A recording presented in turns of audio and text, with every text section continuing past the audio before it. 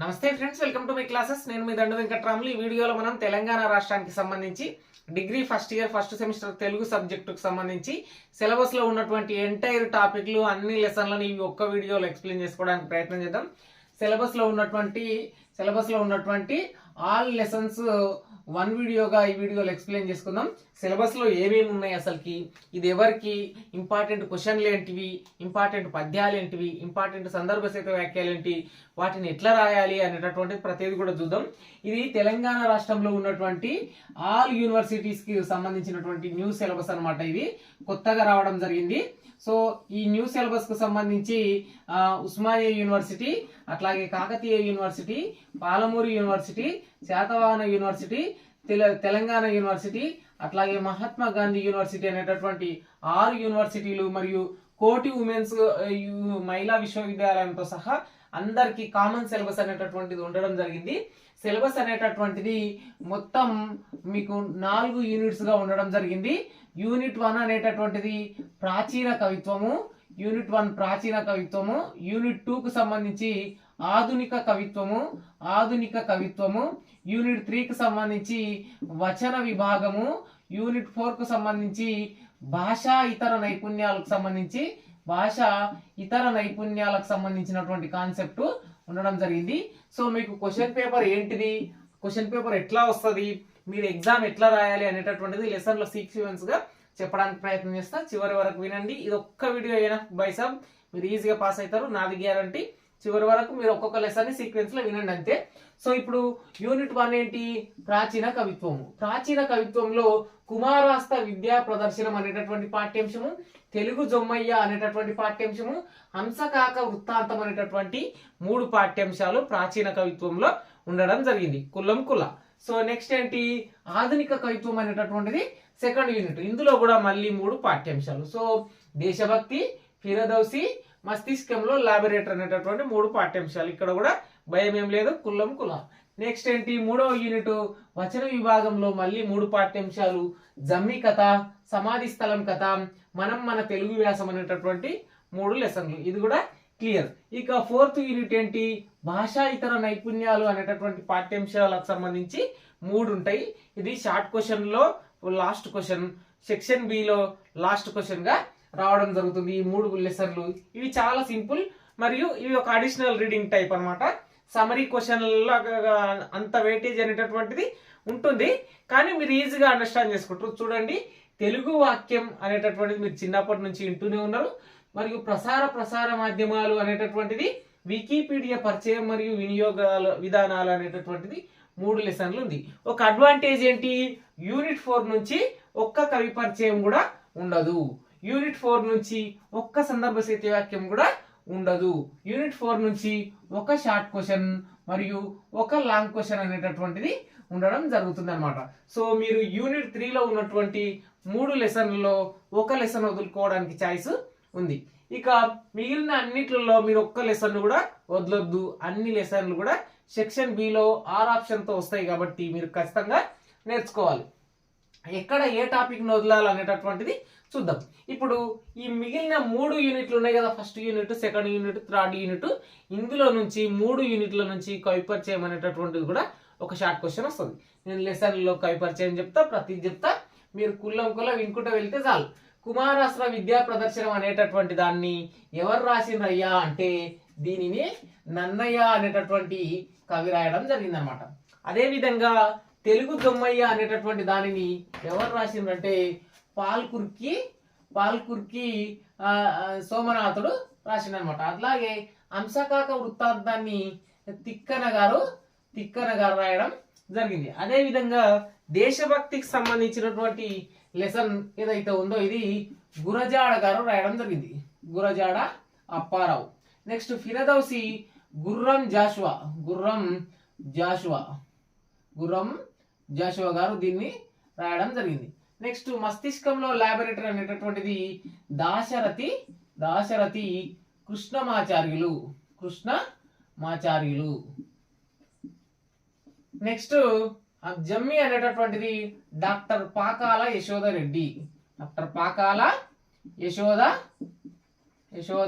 రెడ్డి. అదే విధంగా సమాధి స్థలం అనేటటువంటిది పోట్లపల్లి రామారావు పోట్లపల్లి రామారావు గారు రాయడం జరిగింది. నెక్స్ట్ మన తెలుగు వ్యాసం అనేటటువంటిది డాక్టర్ కపిలవాయి లింగమూర్తి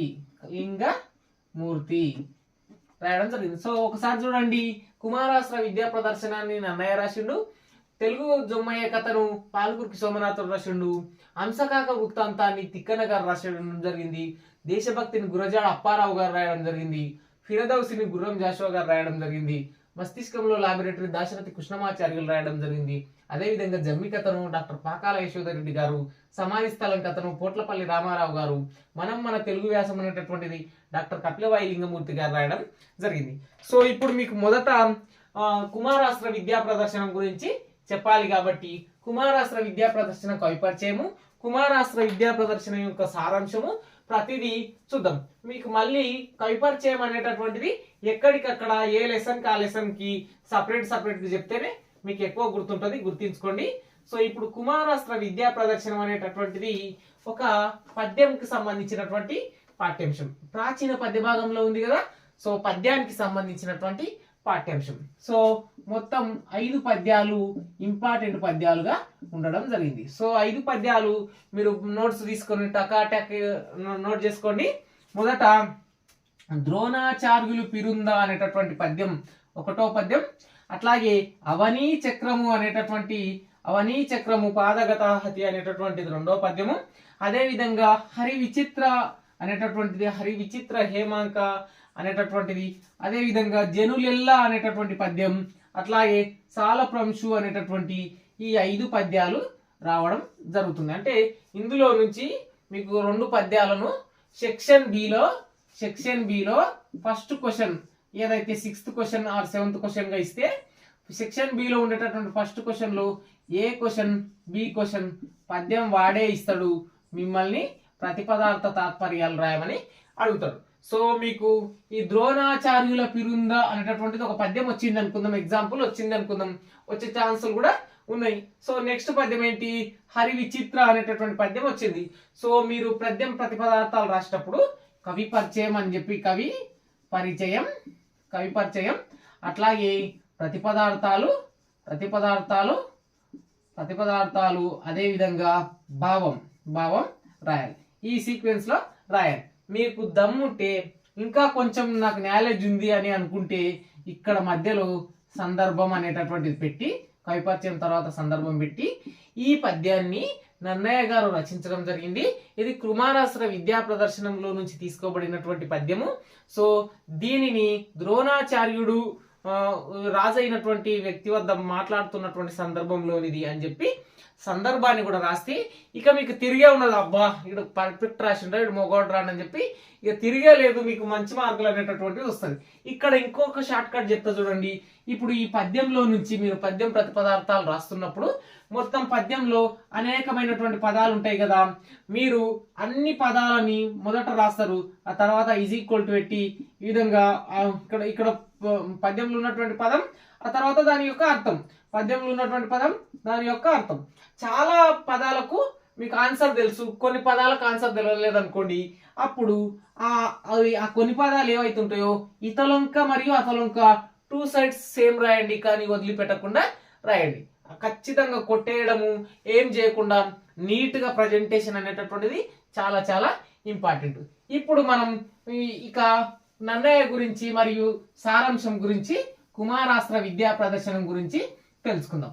సో కుమారాస్త్ర విద్యా ప్రదర్శనం, సో సాంస్క్రిట్ లో కానీ పూర్వకాలంలో కానీ పిల్లలను ఏమని పిలిచేవారయ్యా అంటే కుమారులు, కుమారి అని చెప్పి పిలుస్తుంది.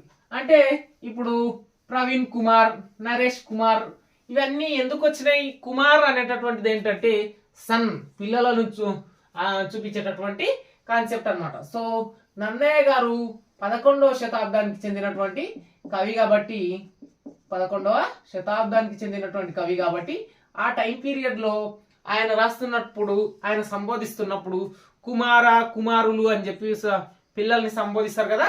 సో అట్లా కుమార అస్త్ర, అస్త్ర అంటే ఏంటి? అస్త్ర అంటే ఏంటి? ఆయుధాలు, ఆయుధాలు. సో అస్త్రాలకు సంబంధించి విద్య అంటే ఎడ్యుకేషన్. ప్రదర్శనం అంటే ఏంటి? ఇప్పుడు నువ్వు ఏదో ఒక లెర్నింగ్ నేర్చుకున్నావు, ఒక తరగతిలో నువ్వు లెర్నింగ్ నేర్చుకున్నావు, నువ్వు టెస్ట్ రాస్తున్నావు, అదే ప్రదర్శనం అనమాట ఒక రకంగా. సో నువ్వు నేర్చుకున్న దాన్ని మీ టీచరు ఎవల్యూషన్ చేస్తున్నాడు.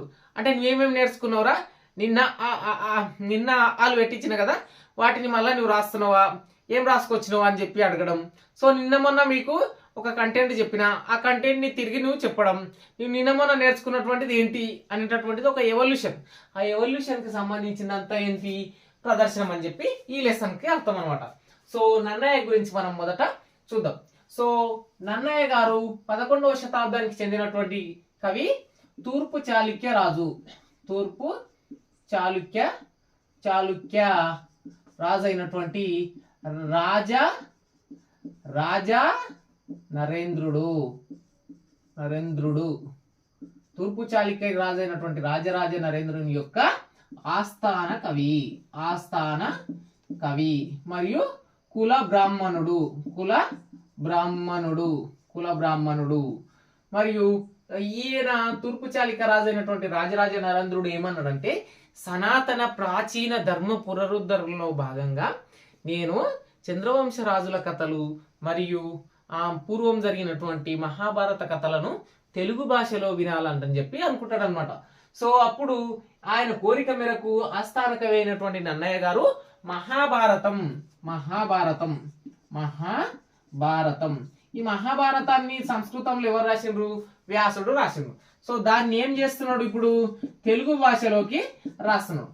సో మహాభారతం అనేటటువంటిది ఏ పాటలుగా ఉంటుందంటే, పర్వం అనేటటువంటి పాటుగా విభజించబడి 18 భాగాలు ఉంటది. సో ఈయన 11వ శతాబ్దంలో ఉన్నాడు కదా. ఈయన ఆది సభ అరణ్య పర్వంలోని చతుర్థ శ్వాసం 142వ పద్యం వరకు రాసిండు. అప్పటి వరకు ఆయన ఎక్స్పైర్ అయిపోయింది, ఆయన చనిపోయింది. సో ఇప్పుడు ఆది సభ అరణ్య ఈ పర్వాలు నన్నయ్య గారు రాసిండు కదా. సో ప్రస్తుత పాఠ్యాంశం ఆది పర్వంలోని ఆరవ అశ్వాసం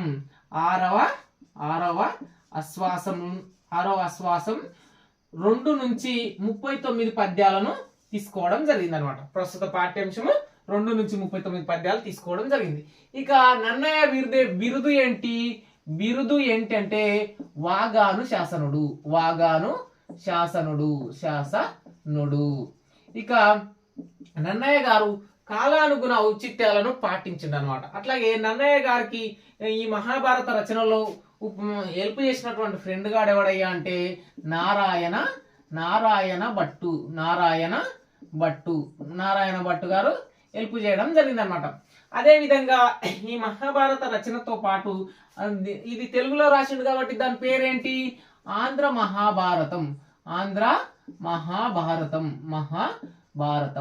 మహాభారతాన్ని తెలుగులో అంటే సంస్కృతంలోని భారతాన్ని తెలుగులో రాసిండు నన్నయ్య. అందులో నుంచి ఆది పర్వం 6వ శ్వాసం 2 నుంచి 39వ పద్యం వరకు ప్రస్తుత పాఠ్యాంశమైనటువంటి కుమారాస్త్ర విద్యా ప్రదర్శనం. సో ఇప్పుడు దీంతో పాటు ఇంకేమేం రాసిండు అని అంటే, ఆంధ్ర శబ్ద చింతామణి,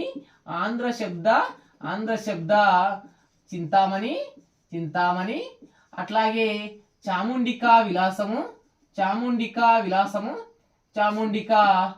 విలాసం, అట్లాగే రాఘవాభ్యుదయం, అట్లాగే లక్ష్యసారము, ఇటువంటివి కొన్ని రాయడం జరిగింది అనమాట. సో ఓవరాల్ గా నన్నయ్య గురించి చూడండి. షార్ట్ క్వశ్చన్ కవి పరిచయం వస్తుంది. 11వ శతాబ్దానికి చెందినటువంటి కవి. ఆంధ్ర మహాభారతాన్ని రాయడం జరిగింది. దానికి నారాయణ భట్ గారు హెల్ప్ చేయడం జరిగింది. ఈయన తూర్పు చాళుక్య రాజు అయినటువంటి రాజరాజ నరేంద్రుని యొక్క ఆస్థాన కవి, కుల బ్రాహ్మణుడు. మరియు ఈయన ఆంధ్ర శబ్ద చింతామణి, చాముండికా విలాసం, రాఘవాభ్యుదయం అనేటటువంటి రచనలు కూడా చేసిండు. ఈయనను వాగాను శాసనుడు అని చెప్పి కూడా పిలవడం జరిగింది. ఈయన రచనా శైలి ఎట్లా ఉంది అయ్యా అంటే, ప్రసన్న కథా కలితార్థ యుక్తి, అక్షర రమ్యత, నానా రుచిరార్థ సూక్తి నిధిత్వం అనేటటువంటివి ఈయన యొక్క రచనా శైలులు అనమాట. సో ఇప్పుడు మనం ఏడున్నవయ్యా అంటే, ఆంధ్ర మహాభారతము ఆది పర్వము 6వ ఆశ్వాసంలోని 2వ పద్యం నుంచి 39వ పద్యం వరకు మన లెసన్ అయినటువంటి కుమారాస్త్ర విద్యా ప్రదర్శనాన్ని చెప్పుకోవాలి. సో ఇప్పుడు కుమారాస్త్ర విద్యా ప్రదర్శనం అనేటటువంటిది కుమారుల యొక్క విద్యా ప్రదర్శన. అయ్యా ఈ కుమారులు ఎవరంటే ప్రస్తుతం ఢిల్లీ ఉంది కదా, ఈ ఢిల్లీని ఒకప్పుడు రాజులు పాలించారు. ఏ రాజులు? హస్తినాపుర రాజులు. హస్తినాపుర రాజులు. వీళ్ళ వంశం ఏంటిది? కురు వంశం. కురు వంశం. ఇందులో ఒక మూల పురుషుడు ఉన్నాడు. సో ఆయన ఎవరు అంటే భీష్ముడు. సో ఈయన తను రాజ్యం తీసుకోనని చెప్పి చెప్పాడు. సో తన తర్వాత వచ్చినటువంటి వారసులు ముగ్గురు ఉన్నారు. ఆ ముగ్గురు ఎవరు? ధృతరాష్ట్రుడు, పాండురాజు,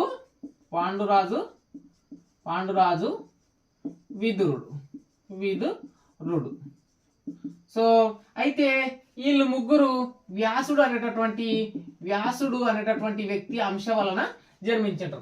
కానీ ఇందులో ఈ ముగ్గురికి 3 సిచ్యువేషన్లో ధృతరాష్ట్రుడు అనేటటువంటి వ్యక్తి ఎలా పుట్టింటాడంటే గుడ్డి వ్యక్తిగా పుట్టింటాడు. మొదటి వాడైనటువంటి ధృతరాష్ట్రుడు గుడ్డి వ్యక్తిగా పుట్టిండు. రెండో వ్యక్తి అయినటువంటి పాండురాజు ఎట్లా పుట్టిండంటే చర్మ వ్యాధికి సంబంధించి పుట్టిండు. మూడో వాడైనటువంటి విదురుడు ఎట్లా పుట్టిండంటే ఒక దాసికి పుట్టిండు. సో వీళ్ళు ముగ్గురు ఒకే తండ్రికి పుట్టిన ఒకే తల్లికి పుట్టలేరు. సో మొదటి వాడైనటువంటి గుడ్డివాడు కావడం చేత ఈయన రాజు కాలేకపోయాడు. సో నెక్స్ట్ పాండురాజు రాజు అయ్యాడు. సో ఇప్పుడు వీళ్ళిద్దరికి పిల్లలు పుట్టిండ్రు. సో పుడితే ధృతరాష్ట్రుడి పిల్లలేమో 100 మంది పిల్లలు పుట్టిండ్రు. 100 మంది పిల్లల్ని కౌరవులు అని చెప్పి పిలిచాను అనమాట. కౌరవులు అని చెప్పి పిలిచాను. పాండురాజుకు 5 మాత్రమే పుట్టిండ్రు. సో వాళ్ళను పాండవులు అని చెప్పి పిలిచిండ్రు. పాండవులు. సో అయితే పాండురాజు కొంతకాలానికి ఏమైందయ్యా అంటే చనిపోయిండు. ఈయన చనిపోతే ఇప్పుడు ధృతరాష్ట్రుడు అయినటువంటి వ్యక్తి, గుడ్డివాడైనటువంటి వ్యక్తి రాజు అయిండు. అయితే ఈయన ఏం చేస్తున్నాడు? తన పిల్లల్ని మరియు తన తమ్ముని పిల్లల్ని ఇద్దరిని 105 మందిని మరియు కొంతమంది రాజకుమారులను కలిపి ద్రోణాచార్యుడు అనేటటువంటి వ్యక్తి వద్ద ఏం చేస్తున్నాడు? సైనిక విద్యలను, యుద్ధ విద్యలను నేర్పిస్తున్నాడు అనమాట. నేర్పిస్తే ఇందులో ఇప్పుడు పాండురాజు ఏమో చచ్చిపోయా. ఆయన భార్య కుంతీదేవి పాండవులను చూసుకుంటుంది, అంటే తల్లి చూసుకుంటుంది. సో ఇప్పుడు ధృతరాష్ట్రుడు అనేటటువంటి వ్యక్తి ఏదైతే ఉన్నాడో ఈ ధృతరాష్ట్రునికి 100 మంది పిల్లలు ఉన్నారు. సో ఓవరాల్ గా రాజ్యంలో ద్రోణాచార్యుడు అనేటటువంటి వ్యక్తి వాళ్ళకి సైనిక విద్యలు నేర్పిస్తున్నాడు. విదురుడు అనేటటువంటి వ్యక్తి 3వ వ్యక్తి ఉన్నాడు కదా, అతను ఆ రాజ్యంలో మంత్రి అయ్యాడు. ఆ రాజ్యం ఏది? హస్తినాపుర రాజ్యం. సో ఇప్పుడు ఈయన ఎడ్యుకేషన్ కంప్లీట్ అయిపోయింది, పిల్లలందరికీ ఎడ్యుకేషన్ చెప్తానంటే రాజు అయినటువంటి ధృతరాష్ట్రుని వద్దకు వెళ్ళిండు ద్రోణాచార్యుడు. ఓ రాజా, నేను మీ పిల్లలకు మెప్పు కలిగించే విధంగా యుద్ధ విద్యలను నేర్పించాను. మీరు అనుమతిస్తే నేను ఒక రోజు వాళ్ళ ప్రదర్శన చేస్తాడని. బిల్కుల్ చేసుకో బేటా ద్రోణాచార్య, చేసుకో, మన పిల్లలందరినీ మంచిగా చూసుకోవాలా చూడు నువ్వు అని చెప్పి చెప్తాడు అనమాట. ఇప్పుడు ఆ బాధ్యతను ఎవరికి ఇచ్చిండు రాజు అంటే విదురుడు అయినటువంటి మంత్రికి ఇచ్చిండు అనమాట. ఓ విదురా, ఓ మంత్రి, ద్రోణాచార్యుడు మన సైనిక గురువు, మన పిల్లలకు చెప్పినటువంటి గురువు ఏమంటున్నాడు? పిల్లలకి ఇట్లా పోటీ పెడదాము, ప్రదర్శన ఇద్దామంటానని అంటున్నాడు. సో ఆ ఏర్పాట్లు నువ్వు చూసుకో అని చెప్పి అంటాడు అనమాట. సో ఇప్పుడు ఈ విదురుడు ఏం చేస్తాడంటే ఆ పిల్లలందరినీ ప్రదర్శించడానికి, ఆ పిల్లల యొక్క సైనిక విద్యలను చూడడానికి ఒక స్టేడియం కడుతున్నాడు అనమాట. ఒక స్టేడియాన్ని కడుతున్నాడు. ఆ స్టేడియం అనేటటువంటిది ఎట్లా కడుతున్నాడు అంటే శాస్త్రీయ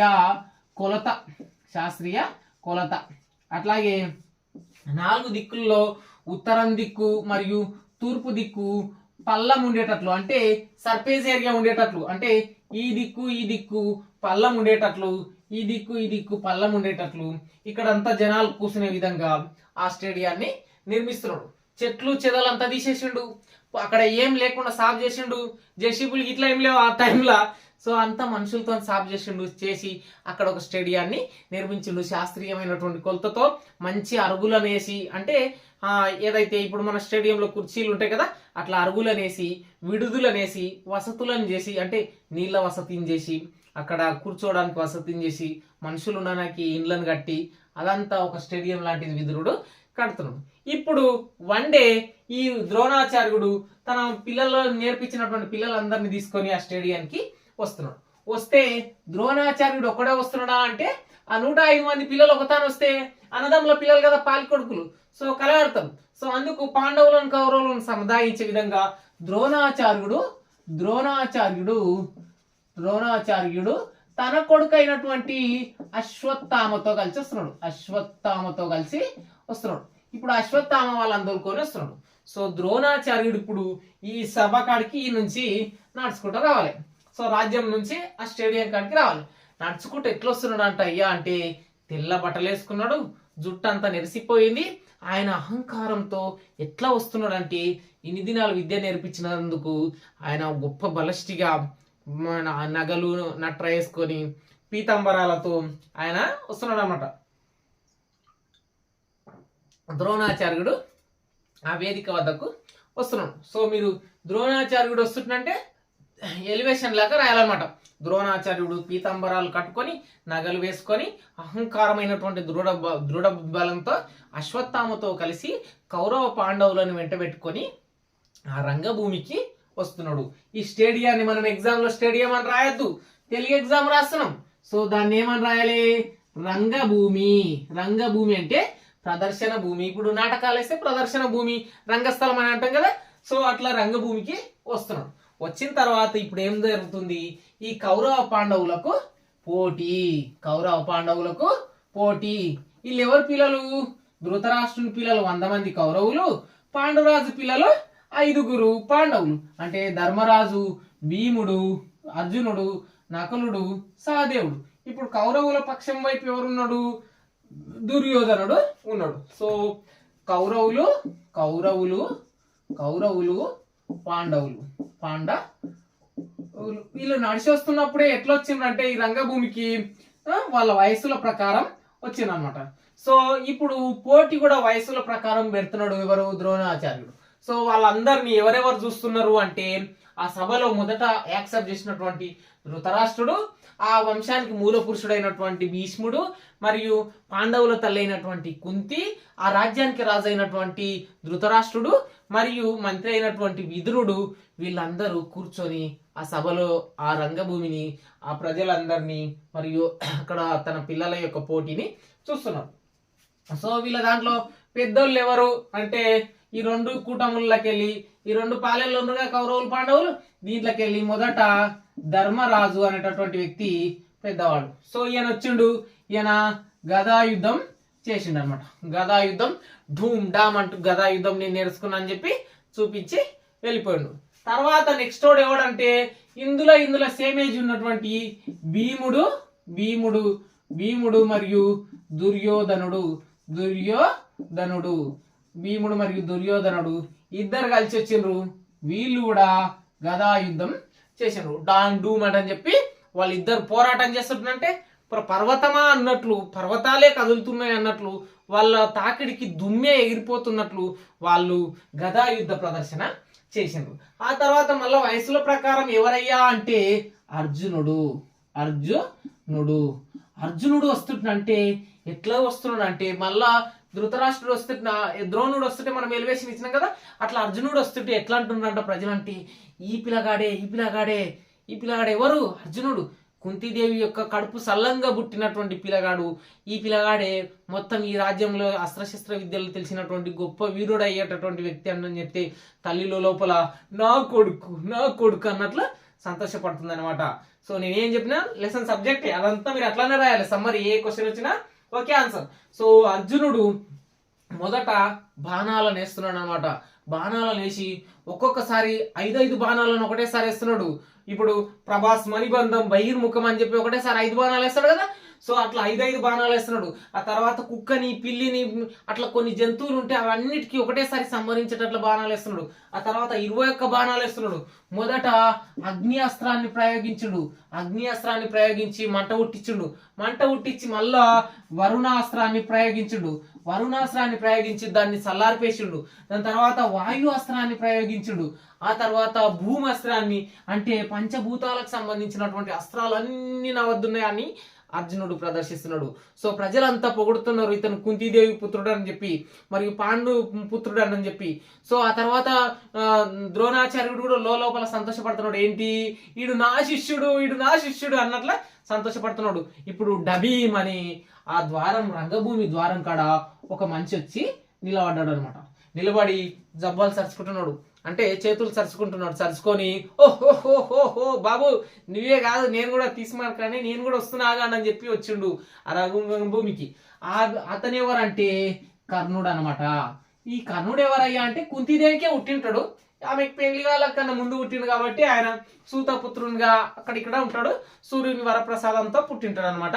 నిజానికి హస్తినాపురానికి ఆయన సుప్రీం హీరో, ఆయననే రాజు కావాల్సిందే కానీ కాలేకపోయాడు. సో కర్ణుడు వచ్చి ఓహోహో అర్జున నువ్వు మాత్రమే కాదు నేను కూడా వీరుణ్ణి అని చెప్తాడు అనమాట. అంటే అర్జునుడు అంత భయపడతాడు. భయపడి ఈ అర్జునుని కూటమి, పాండవుల కూటమి అంతా ద్రోణాచార్యుని ఎంత దాక్కుంటారు. ఆ తర్వాత కౌరవుల కూటమి అంతా దుర్యోధను వైపు వస్తారు. వచ్చిన తర్వాత సో అతను లోనికి వస్తాడు. వచ్చిన తర్వాత మీకు దానవీర శూర్పకర్ణుల సినిమాలో ఏమంటివి జాతి నపమును సూత కింద నిల్వారా తలేదందువా అనే డైలాగ్ ఉంటుంది కదా, ఎగ్జాక్ట్లీ ఆ డైలాగ్ లాగానే. సో కర్ణుడు ఈ హస్తినాపుర రాజ్యానికి సంబంధించినటువంటి రాకుమారుడు కాకపోవడం వల్ల కర్ణునికి ఇందులో రంగభూమిలో ప్రవేశం లేదా అని చెప్పి అన్నారు. అంటే ఇప్పుడు ఏం చేసిండు అయ్యా, కౌరవుల పక్షంలో ఉన్నటువంటి దుర్యోధనుడు ఏం చేసిండంటే ఈ కర్ణుణ్ణి అంగరాజుగా నియమిస్తున్నాను, అంటే ఒక సామంత రాజుగా నియమిస్తున్నాను అని చెప్పి వీళ్ళిద్దరు ఫ్రెండ్షిప్ చేసిందిగా. ఫ్రెండ్ అయిండు, నా ఫ్రెండేరా వంతను పోరాడు అంటాను అన్నాడు. ఎందుకంటే దుర్యోధనుడు కౌరవ పక్షం, అర్జునుడు పాండవ పక్షం, వీళ్ళిద్దరికి వైరం ఉంది కాబట్టి అర్జునుని మీద పోటీకి కర్ణుని దింపుతాడు దుర్యోధనుడు. ఆ తర్వాత కర్ణుడు అర్జునుడు ఇద్దరు గదా యుద్ధం చేసుకుంటారు. ఆ తర్వాత అస్త్రశస్త్ర విద్యలని చేస్తారు. ఆ విధంగా రాకుమారుల విద్యా ప్రదర్శన అనేటటువంటిది అయిపోతుంది. ఐ హోప్ ఈజీగా అర్థమైంది అనుకుంటున్నా. కుమారాస్త్ర విద్యా ప్రదర్శనాన్ని ఎవరు రాసిండ్రు? నన్నయ్య రాసిండు. 11వ శతాబ్దానికి చెందినటువంటి కవి, తూర్పు చాళుక్య రాజైనటువంటి రాజరాజ నరేంద్రుని యొక్క ఆస్థాన కవి మరియు కుల బ్రాహ్మణుడు. ఆయన తలంపుతో మహాభారతాన్ని తెలుగులో రాసిండు. ఆ మహాభారతాన్ని ఆంధ్ర మహాభారతం అంటాం. అందులో నుంచి ఆది పర్వం 6వ ఆశ్వాసం నుంచి ప్రస్తుత పాఠ్యాంశం తీసుకున్నాము.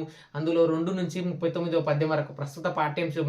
సో ఈ మహాభారతాన్ని రాయడానికి నారాయణ భట్ గారు సహాయం చేసినారు. నన్నయ్య గారు రాసినటువంటి ఈ కావ్యమే, ఈ ఆంధ్ర మహాభారతమే తెలుగులో తొలి కావ్యం కావడం చేత నన్నయ్యను ఆది కవి అని చెప్పి, నన్నయ్యను వాగాను శాసనుడు అని చెప్పి పిలవడం జరిగింది. దాంతోపాటు ఆంధ్రశబ్ద చింతామణి, చాముండి కావిలాసం అనేటటువంటి రచనలు కూడా నన్నయ్య రచించిందనమాట. ఇది కుమారాస్త్ర విద్యా ప్రదర్శనం. సో నెక్స్ట్ లెసన్ ఏంటంటయ్యా అంటే తెలుగు జొమ్మయ్య. నెక్స్ట్ లెసన్ ఏంటి? తెలుగు జొమ్మయ్య. ఇక్కడ తెలుగు జొమ్మయ్య, దండు వెంకటరాములు, ఇవన్నీ ఏంటివి? ఒక రకమైనటువంటి పేర్లు అనమాట. సో తెలుగు జొమ్మయ్య అనేటటువంటి వ్యక్తి కూడా ఒక వీరుడా మరి ఏంది అనేటటువంటి కథ మొత్తం సుతం ఇక ఈజీగా అర్థమవుతుంది. మీరు భయమే లేదు. దండన్న క్లాస్ విన్నారంటే, ఒక్కసారి విన్నారంటే మీ ఎగ్జామ్ సెట్ వరకు నేనే గుర్తొస్తా. మీకు కళలో కూడా నేనే ఉంటా. మీరు ఎగ్జామ్ అయిపోయినంత వరకు కూడా నేనే ఉంటా. సో ఇప్పుడు ఏంటి? తెలుగు జొమ్మయ్య. దీన్ని ఎవరు రాసిండ్రయ్యా అంటే పాల్కుర్కి సోమనాథుడు రాసిండు అనమాట. ఈ పాల్కుర్కి సోమనాథుడు అనేటటువంటి వ్యక్తి ఈయన 11వ శతాబ్దం కదా. ఇప్పుడు ట్రిక్ చెప్తా చూడండి. కుమారాస్త్ర విద్యా ప్రదర్శన నన్నయ్య 11వ శతాబ్దం అయితే తెలుగు జొమ్మయ్య రాసినటువంటి పాల్కుర్కి సోమనాథుడు 12వ శతాబ్దం. ఈ అంశకాక వృత్తాంతాన్ని రాసినటువంటి తిక్కన 13వ శతాబ్దం. కుల్లం కుల్ల. సో పాల్కుర్కి సోమనాథుడు ఎన్నో వాడయ్యా? 12వ శతాబ్దం. ప్రస్తుత పాఠ్యాంశం పాల్కుర్కి సోమనాథుడు రాసినటువంటి బసవ పురాణం పంచమాశ్వాసం నుంచి తీసుకోవడం జరిగింది. పాల్కుర్కి సోమనాథుడు అనేటటువంటి వ్యక్తి ఎక్కడ పుట్టిండయ్యా అంటే పాల్కురికి అనేటటువంటి గ్రామంలో పుట్టింది కాబట్టి ఆయనకు పాలకురికి అనేటటువంటి గ్రామంలో పుట్టింది కాబట్టి ఆయన కాలక్రమంలో పాల్కురికి సోమనాథుడుగా అయిండు. ఈయన సోమనాథేశుని వరప్రసాదం చేత శ్రీయాదేవి విష్ణు రామిదేవుడు శ్రీయాదేవి విష్ణు రామిదేవుడు దంపతులకు పాల్కుర్కి సోమనాథుడు పుట్టడం జరిగింది. సో పాల్కురికి సోమనాథుడు బసవ పురాణం రాసిండు. బసవ పురాణం. ఈ బసవ పురాణం పంచమాశ్వాసమే ప్రస్తుత పాఠ్యాంశం తెలుగు జొమ్మయ్య. సో ఇక్కడ బసవ పురాణంతో పాటు బసవ రగడ అట్లాగే బసవోదాహరణం అట్లాగే పంచప్రకార గద్య మరియు అక్షరాంక గద్య అట్లాగే చెన్నమొల్లు సీసాలు సీసాలు ఇటువంటి రచనలు చేసిండు. ఇంకా మీకు చెప్పుకుంటూ పోతే మస్తు చెప్తా కానీ చాలు. పాల్కురికి సోమనాథుడు ఇంతవరకు బసవ పురాణం, బసవోదాహరణం, అట్లాగే బసవాద్య రగడ రాసుకోండి. బసవాద్య రగడ చెన్నమొల్లు సీసాలు మరియు పంచప్రకార గద్య, అక్షరాంక గద్య ఇటువంటి రచనలు చేసిండు అనమాట. పాల్కురికి సోమనాథుడు రాసిన అన్ని కూడా శైవ తత్వాన్ని తెలుపుతాయి అన్నమాట. ఏదైనా కవిత్వ స్థానంలో, మార్గ కవిత స్థానంలో దేశీ కవితను రాయడం జరిగిందనమాట. దేశీ కవిత అంటే ఏంటి? తెలుగు భాషకు సంబంధించినటువంటి అంశాలను రాసిండు. మొట్టమొదటి ఉదాహరణ కావ్యాన్ని కూడా ఈ పాల్కురికి సోమనాథుడే రాసిండు. ఈ దేశీ కవిత స్థానంలో తీసుకొచ్చినటువంటి ఈ బసవ పురాణం ఏదైతే ఉంటుందో ఇది ద్విపద కావ్యం. ద్విపదలో ఉంటుంది అనమాట. అంటే ఇందులో ఉండేటటువంటి పద్యాలు ద్విపదలు అనమాట. సో ద్విపద కావ్యంలో నుంచి బసవ పురాణం పంచమాశ్వాసం నుంచి ప్రస్తుత పాఠ్యాంశం తీసుకోవడం జరిగింది. ఇందులో శివకవుల తత్వాలు ఉంటాయి అన్నమాట. శివకవుల తత్వాలు ఉంటాయి. శివకవుల తత్వాలు అనేటటువంటివి ఉండడం జరుగుతుంది అనమాట. సో ఇప్పుడు మనకు శివకవి అయినటువంటి తెలుగు జొమ్మయ్య గురించి, ఆ శివతత్వం ఉన్నటువంటి తెలుగు జొమ్మయ్య గురించి తెలుసుకున్నాం. ఇప్పుడు కర్ణాటక ప్రాంతంలో బసవేశ్వరుడు అనేటటువంటి ఒక వ్యక్తి ఉంటాడు కదా, ఆయనను కీర్తిస్తున్నట్లు, ఆయన చరిత్ర రాస్తున్నట్లు ఈ బసవ పురాణం ఉంటుంది. అంటే లింగాన్ని పూజించడం, శివుణ్ణి పూజించడం కాన్సెప్ట్. సో పాల్కురికి సోమనాథుడు కవిపత్యందుడండి, 12వ శతాబ్దం. బసవ పురాణం పంచమాశ్వాసం ప్రస్తుత పాఠ్యాంశం. శ్రీయాదేవి విష్ణురామి దేవుళ్ళకు జన్మించడం జరిగింది. బసవ పురాణం, బసవ రగడ, బసవోదాహరణం, బసవాద్య రగడ, పంచప్రకార గద్య, అక్షరాంక గద్య, చెన్నమొల్లు సీసాలు అనేటటువంటి రచనలు చేయడం జరిగింది. ద్విపద అనేటటువంటి కావ్యంలో బసవ పురాణాన్ని రాయడం జరిగింది. శివకవుల తత్వాన్ని, శివకవిత్ల కాన్సెప్ట్ రాసిండు. ఈయన శివ కవిత్రయంలో ఒకడనమాట. నన్నేచోడు, పాల్కురికి సోమనాథుడు, మల్లికార్జున పండితారాధ్యుడు అనేటటువంటి వ్యక్తులు ముగ్గురు శివకవులు. అందులో ఒక వ్యక్తి మన పాల్కురికి సోమనాథుడు అనమాట. సో పాల్కురికి సోమనాథుడుకు సంబంధించినటువంటి ఇంకిని చూస్తే ఈయన తెలంగాణకు సంబంధించినటువంటి కవి కాబట్టి తెలంగాణ రాష్ట్రం వచ్చిన తర్వాత ఈయనను ఆది కవిగా గుర్తింపాలి, ఏదంటే ఆది కవిగా గుర్తింపు పొందాలని చెప్పి ఈయన మీద విమర్శకుల వాదనలు. ఎందుకంటే నన్నయ్య గారిని ఆది కవిగా గుర్తిస్తున్నాం, ఈయననేమో ఆంధ్రోడే. సో ఇప్పుడు పాల్కురికి సోమనాథుడు తెలంగాణ వ్యక్తి కదా, సో ఆయనను గుర్తించాలని చెప్పి అంటున్నారు అనమాట. సో ఇప్పుడు పాల్కురికి సోమనాథుడికి సంబంధించినటువంటి కాన్సెప్ట్ చూసినట్లయితే పాల్కురికి సోమనాథుడు అనేటటువంటి వ్యక్తి కూడా ఒక దాంట్లో తెలుగు జొమ్మయ్య రాసిండు కదా, ఈ తెలుగు జొమ్మయ్య అనేటటువంటి వ్యక్తి కూడా శివ తత్వానికి సంబంధించినటువంటి వ్యక్తి అనమాట. సో ఇప్పుడు మీకు మైండ్ మ్యాపింగ్ చేసి చెప్తా, చాలా ఈజీగా అర్థమవుతుంది, ఇంకా మీరు ఈజీగా రాయగలుగుతారు అనమాట. సో జొమ్మయ్య ఈ తెలుగు జొమ్మయ్య అనేటటువంటి వ్యక్తి ఎక్కడున్నాడయ్యా అంటే కళ్యాణ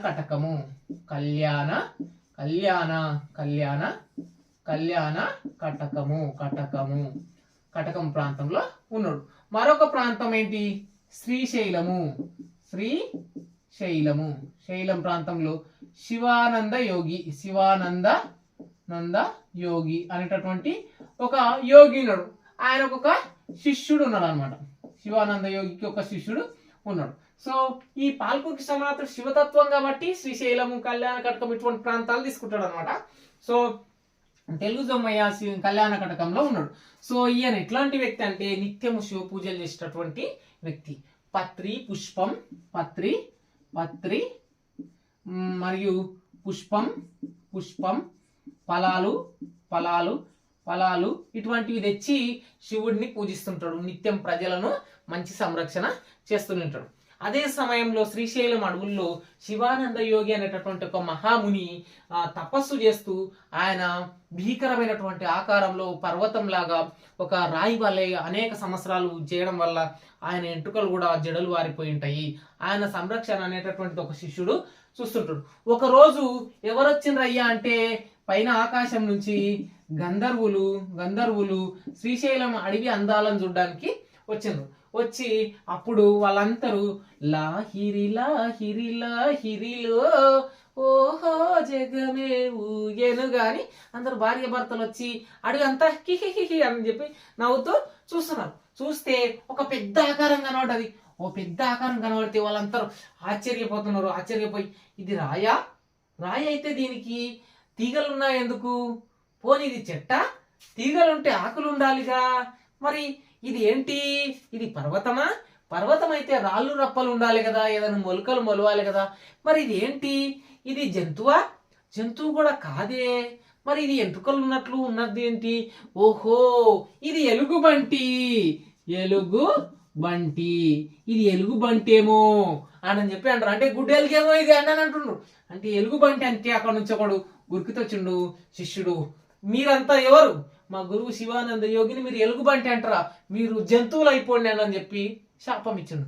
ఏ బాప్రే, వాళ్ళందరూ జంతువులు అయిపోయినరు. వాళ్ళందరూ పులి, సింహము, పడి, పంది ఇట్లా అయిపోయినరు. అయిపోయిన తర్వాత గంధర్వులంతా ఆ శిష్యుడిని కాళ్ళ వేళ్ళ పడుతుండ్రు.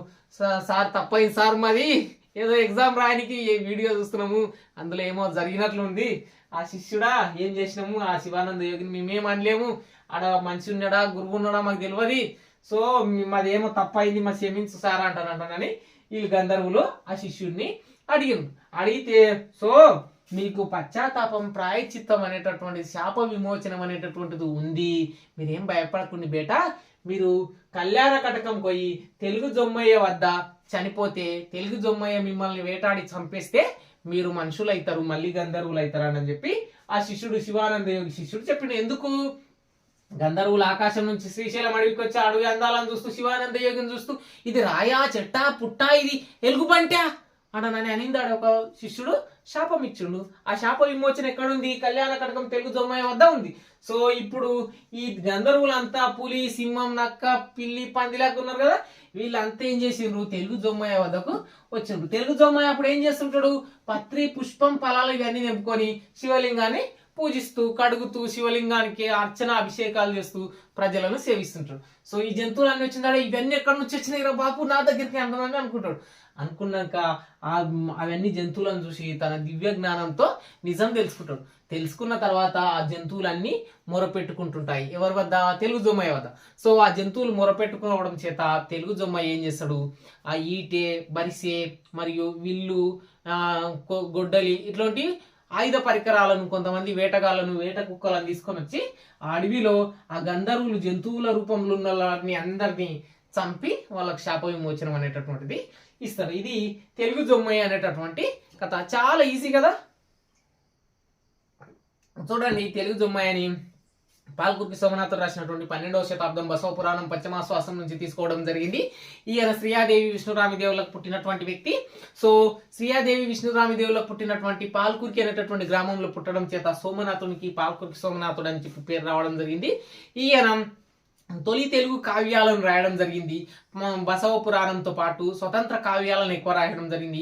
బసవ పురాణం, బసవాదిరగడ, పంచప్రకార గద్య, అక్షరాంక గద్య, చెన్నమూలు సీసాలు, బసవోదాహరణం ఇటువంటి రచనలన్నీ కూడా చేసిండు. మార్గ కవిత స్థానంలో దేశీ కవిత ఛందస్సును తీసుకొచ్చినటువంటి వ్యక్తి. ద్విపద ఛందస్సులో ఈయన రచనలు అనేటటువంటివి ఉన్నాయి. కళ్యాణ కటకం ప్రాంతంలో ఉన్నటువంటి తెలుగు జొమ్మయ్య కీర్తి ప్రతిష్టలు తెలియజేసేటట్లు ఈ కథ ఉంటుంది.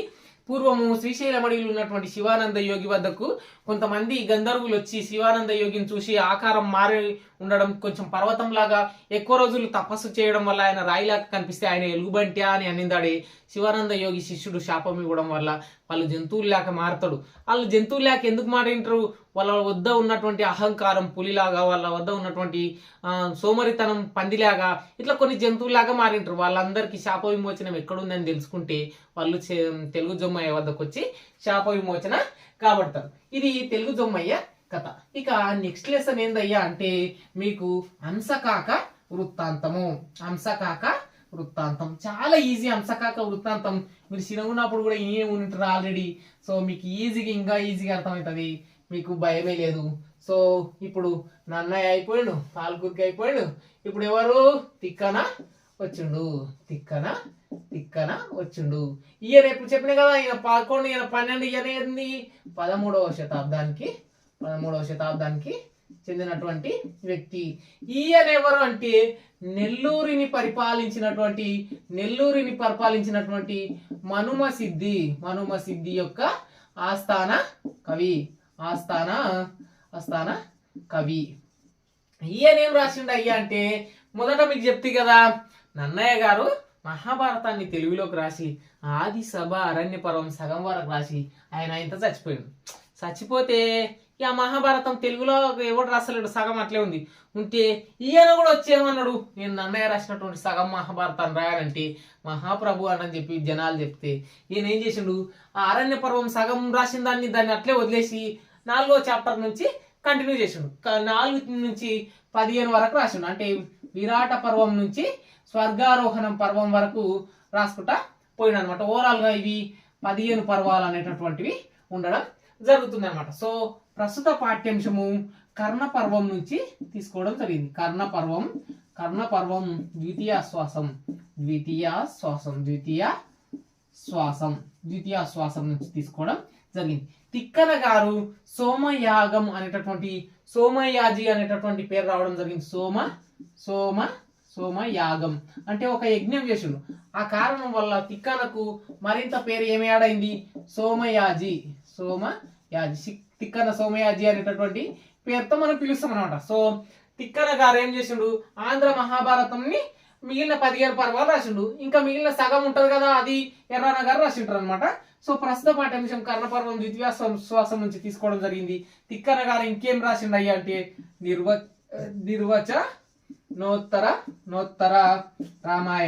నిర్వచనోత్తర రామాయణాన్ని రాయడం జరిగిందనమాట. సో తిక్కనకు సంబంధించినటువంటి కైపరిచయం చూస్తే తిక్కన సోమయాజిగా గుర్తింపు పొందడం జరిగింది. కారణం సోమయాజిగం అనేటటువంటి యాగం చేయడం ద్వారా ఈయన 13వ శతాబ్దానికి చెందినటువంటి కవి, నెల్లూరిని పరిపాలించినటువంటి మనుమసిద్ధి యొక్క ఆస్థాన కవి మరియు పండితుడు. ఈయన ఆంధ్ర మహాభారతాన్ని 15 పర్వాలు తెలుగులోకి రాయడం జరిగింది. ప్రస్తుత పాఠ్యాంశం కర్ణపర్వం ద్వితీయ శ్వాసం నుంచి తీసుకున్నటువంటి అంశకాక వృత్తాంతము. ఇది దీంతో పాటు ఈయన నిర్వచనోత్తర రామాయణాన్ని కూడా రాయడం జరిగిందనమాట. సో తిక్కనకు సంబంధించినటువంటి ఇంత కాన్సెప్ట్ తెలుసుకుంటే సరిపోతుంది. ఇక అంశకాక వృత్తాంతం అనేటటువంటిది ఏందయ్యా, అంశేంది, కాకేంది, ఈ వృత్తాంతం ఏంది, మా డిగ్రీ ఎగ్జామ్లు ఏంటివి, మేము ఇప్పుడు ఇన్కమ్ ఏంది, వన్ డే బ్యాటింగ్ చేసుకోమేంది అని అనుకోకుండా ఈజీగా మీకు అర్థమయ్యే విధంగా చెప్తా. నేను స్క్రీన్ మీద ఇప్పుడు వీడియో చేస్తున్నంటే, నేను ఒకసారి లెసన్ చదువుకున్నంటే, నడి చౌరస్తాలో పెట్టినా సరే దండం వెంకటరాములు మీకు తిరిగి ఆ లెసన్ చెప్తారు. ఆ దమ్ముంది కాబట్టి మీకు ఇట్లా లైవ్ లో ఈ వీడియో మొత్తం క్లియర్ గా చెప్పుకుంటూ వెళ్తున్నాను అనమాట. సో ఖచ్చితంగా సబ్స్క్రైబ్ చేసుకోండి, మీ ఫ్రెండ్స్ కూడా షేర్ చేయండి. సో ఏంటి, అంశకాక వృత్తాంతం.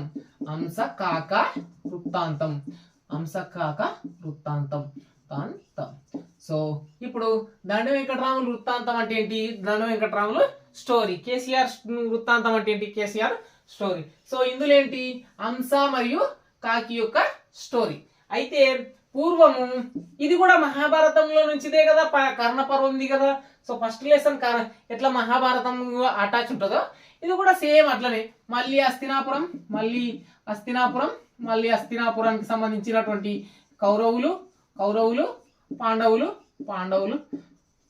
వీళ్ళు రాజ్యమైనటువంటి హస్తినాపురం కోసం మాకు కావాలని చెప్పి ఒక యుద్ధం చేసుకున్నారు.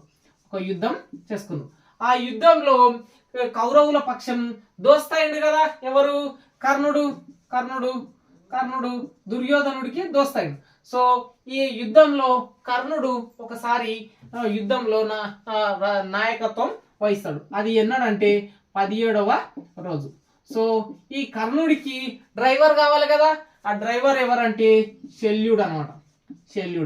సో ఈ శల్యుడు ఎవరయ్యా అంటే, ఈ పాండవులు కుంతీదేవికి పుట్టిండ్రు కదా, మరియు ఇంకొక తల్లి కూడా ఉంటది వీళ్ళకు, మాద్రి అని చెప్పి. ఆమెకు నకుల సహదేవులు 2 మెంబర్లు పుడతారు. మొదట ముగ్గురేమో కుంతీదేవి పుడతారు, ఆ తర్వాత 2 పుడతారు, ఆ తర్వాత పాండురాజు చనిపోతాడు. సో ఈ మాద్రి యొక్క సొంత అన్ననే ఎవరు, శల్యుడు అనమాట.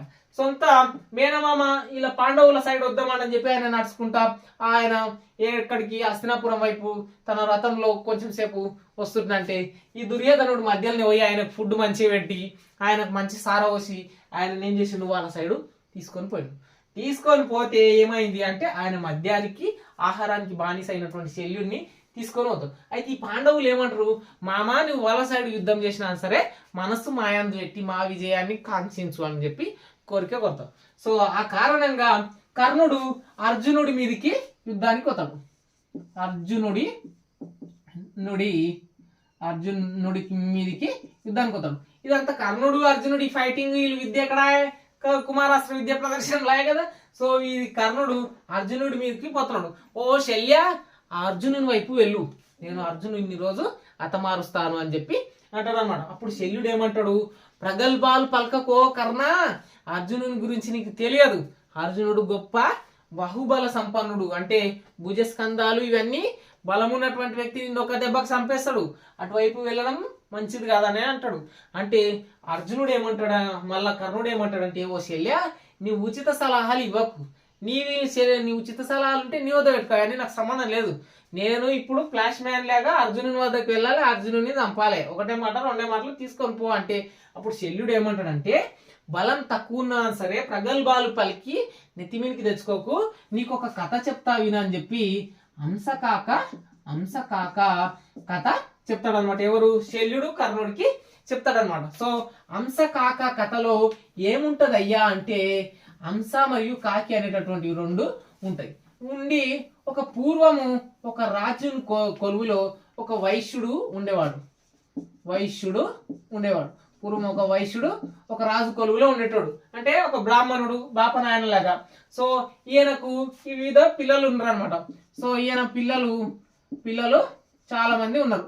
సో ఈ వైశ్యుడు చాలా మంచోడు, ధర్మబుద్ధి కలిగినటువంటి, న్యాయం తెలిసినటువంటి వ్యక్తి, పరుల మీద కోపం లేకుండా ఉండాల్సినటువంటి వ్యక్తి.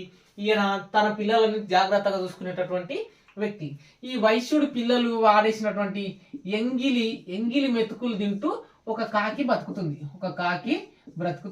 అయితే ఒక రోజు ఆ పిల్లలు ఆడుకుంటున్నప్పుడు ఆ కాకి కూడా వాళ్ళ వద్దనే ఉంది.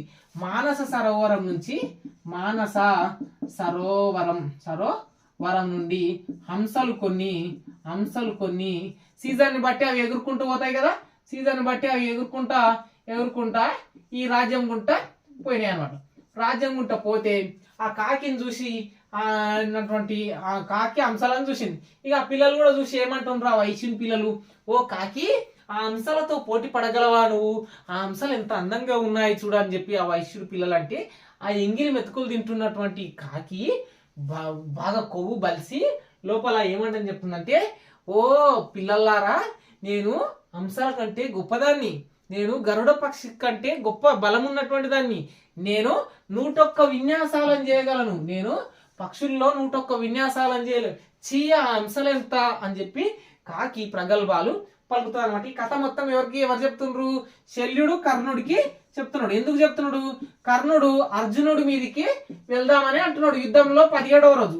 సో అప్పుడు శల్యుడు చెప్తున్నాడు కాబట్టి ఇప్పుడు కాకి ఏమంటుంది, నేను గొప్ప పక్షిని, 101 విన్యాసాలు చేయగలను, గరుడ పక్షి కంటే గొప్పదాన్ని, సో నాతో పోటీ ఆ హంసల కంటే ఆ పిల్లలు ఉత్సాహపడి కాకి హంసకు పోటీ జరగాలని చెప్పి అనుకుంటారు. సో కాకి హంసల వద్దకు వెళ్ళి మీరు నాతో పోటీకి రండి అని చెప్పి అంటది. అప్పుడు హంసలు హెచ్చిస్తాయి అనమాట. ఏమంటాయి, మా శక్తి నీకు తెలియదు, మేము మానస సరోవరం నుంచి వస్తున్నాం, సో నువ్వు మాతో పోటీకి వద్దు అని చెప్తే ఆ కాకి వినకపోతే ఆ హంసల్లో ఒక హంస ఏమంటది అంటే, సరే పోటీకి పోదాం బాయ్ కుల్లా, అయితే భూమి మీద వద్దు సముద్రం మీద పోటీకి పోదాం, సో మొత్తం అంత నిర్జన ప్రదేశం ఉంటది కాబట్టి అందరికి మంచిగా కనబడుతుంది అంటే ఆ కాకులు హంసలన్నీ సముద్రం ఒడ్డున చెట్లకి కూసుంటే ఇప్పుడు కాకి హంస 2 పోటీ పడుతున్నాయి.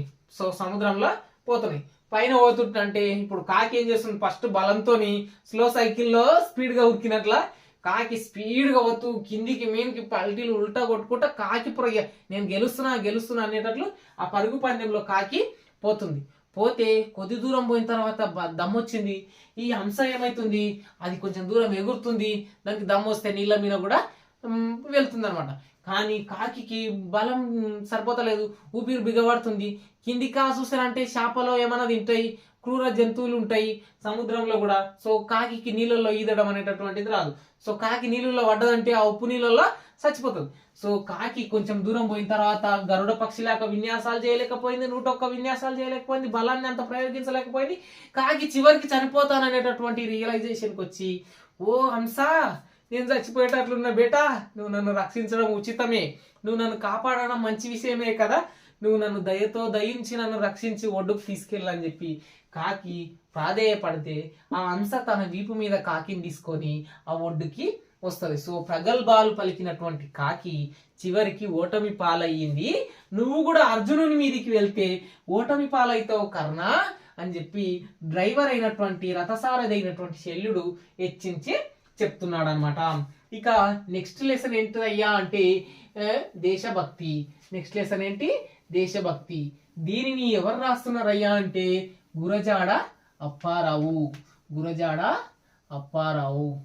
అప్పారావు గారు రాసినటువంటి రచన.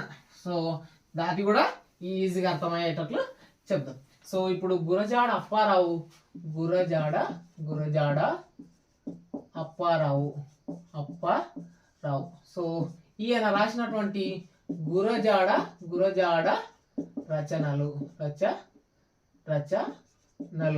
ఈయన కూడా ఆంధ్రప్రదేశ్ కు సంబంధించినటువంటి వ్యక్తి. సో ఈయన ముత్యాల సరాలు అనేటటువంటి ముత్యాల సరాలు అనేటటువంటి ఛందస్సుని ఉపయోగించింది అనమాట. ముత్యాల సరస్సులు సరాలు అనేటటువంటి ఛందస్సుని ఉపయోగించింది. తొలి తెలుగు కథానిక దిద్దుబాటును రాసిండు. అట్లాగే అనేక గేయాలను రాసిన అనమాట.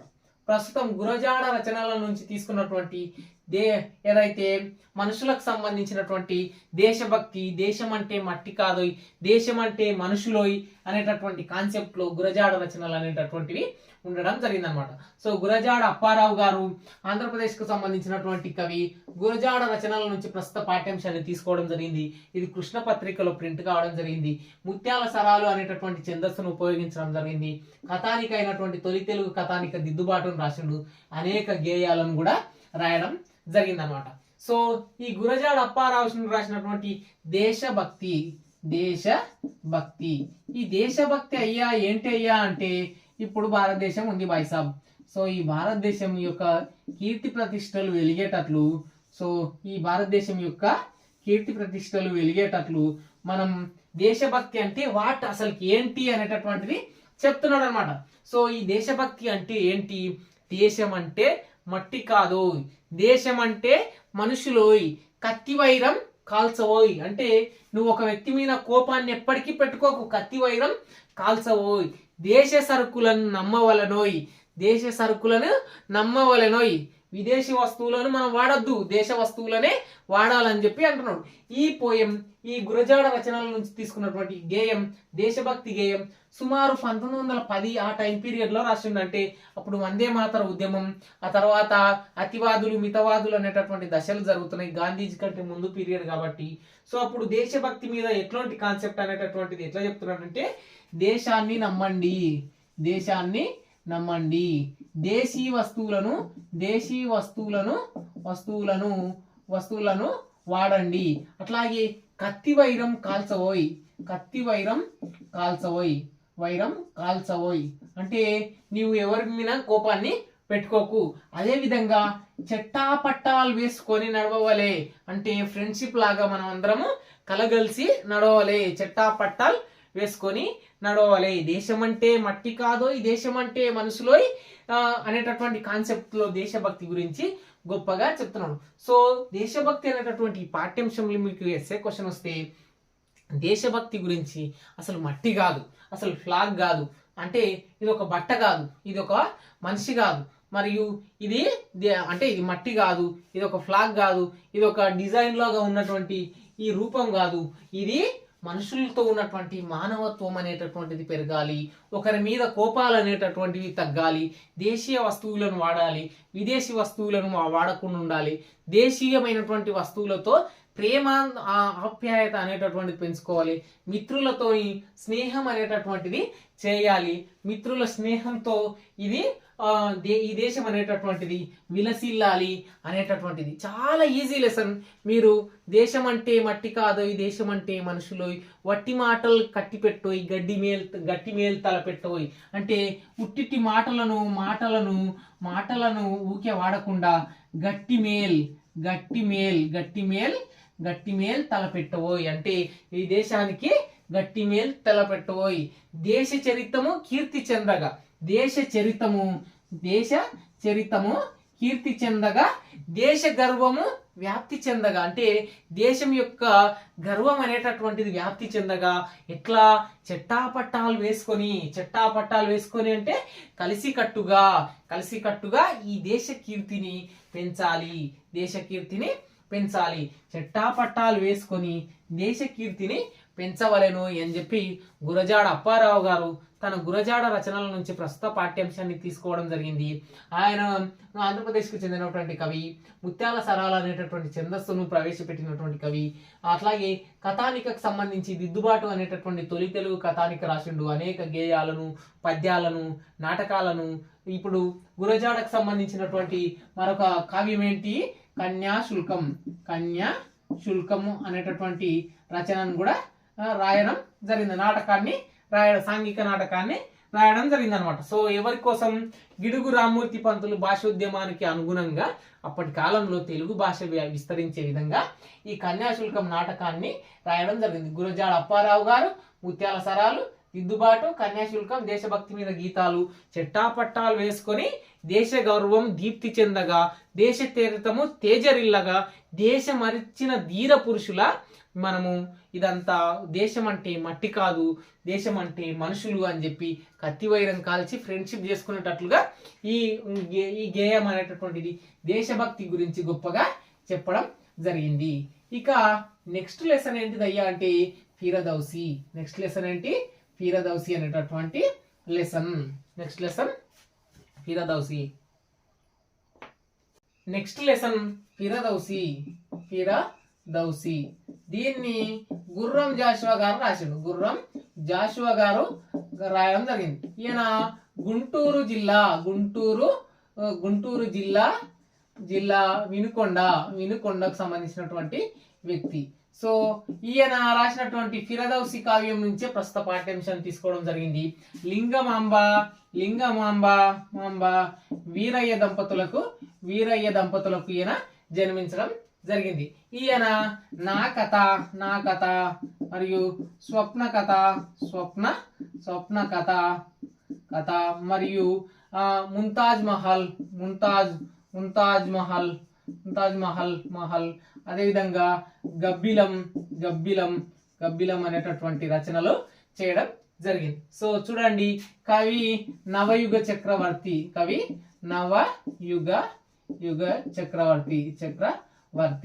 ఈయన క్రీస్తు చరితము అనేటటువంటి కావ్యానికి గాను ఈయనకు కేంద్ర సాహిత్య అకాడమీ పురస్కారం రావడం జరిగింది. ఫిరదౌసి కావ్యాన్ని రాసినటువంటిది ఎవరు, గుర్రం జాషువా, గుంటూరు జిల్లా వినుకొండ ప్రాంతం, లింగమాంబ వీరయ్యలకు జన్మించడం జరిగింది. నా కథ, స్వప్న కథ, గబ్బిలము, ముంతాజ్ మహల్ రచించడం జరిగింది. ప్రస్తుత పాఠ్యాంశం ఫిరదౌసి నుంచి తీసుకోవడం జరిగింది. నవయుగ కవి చక్రవర్తిగా కీర్తింపు పొందడం జరిగింది. క్రీస్తు చరిత్ర అనేటటువంటి కావ్యానికి ఈయనకు కేంద్ర సాహిత్య అకాడమీ రావడం జరిగింది. సో ఫిరదౌసి అనేటటువంటి కావ్యం చాలా సింపులిజం, ఒకటే నిమిషంలో అయిపోతుంది.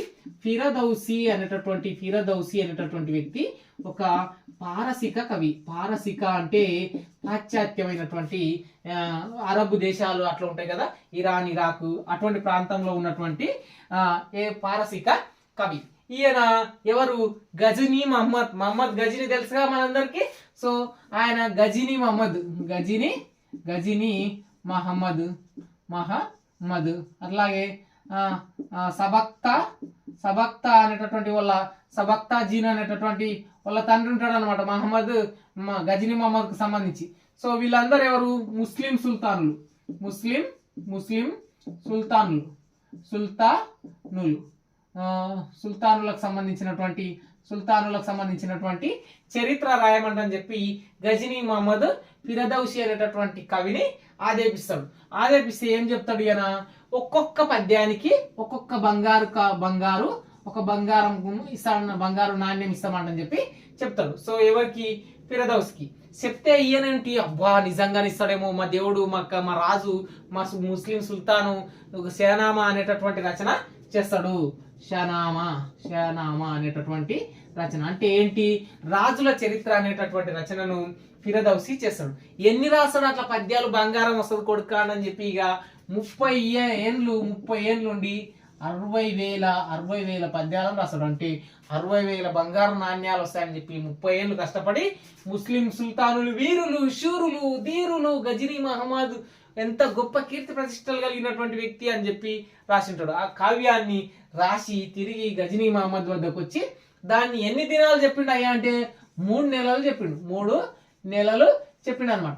3 నెలలు ఎట్లా చెప్పిండు, ఆ రాజ్యం యొక్క గొప్పతనం, షానామా అనేటటువంటి కావ్యంలో గజనీ మహమ్మద్ యొక్క రాజ్యం యొక్క గొప్పతనం, గజనీ మహమ్మద్ యొక్క గొప్పతనం మరియు వాళ్ళ తల్లిదండ్రుల యొక్క గొప్పతనం, ఆ విధంగా ఆ సభలో ఉన్నటువంటి ఆసీనులైనటువంటి అందరూ మెచ్చుకునే విధంగా, కీర్తి ప్రతిష్టలు వచ్చే విధంగా, వాళ్ళందరూ మెప్పు పొందే విధంగా, గజనీ మహమ్మద్ కీర్తి ప్రతిష్టలు ప్రజలందరికీ తెలిసే విధంగా షానామా అనేటటువంటి కావ్యాన్ని ఫిరదౌసి రాసి ఆ కావ్యాన్ని ఇచ్చి తిరిగి ఇంటికి వస్తాడు. ఇంటికి వచ్చి ఆలోచిస్తున్నాడు, నాకు బంగారు నాణ్యాలు వస్తాయేమో, ఇక బట్టలు వస్తారేమో అని చెప్పి అనుకుంటాడు.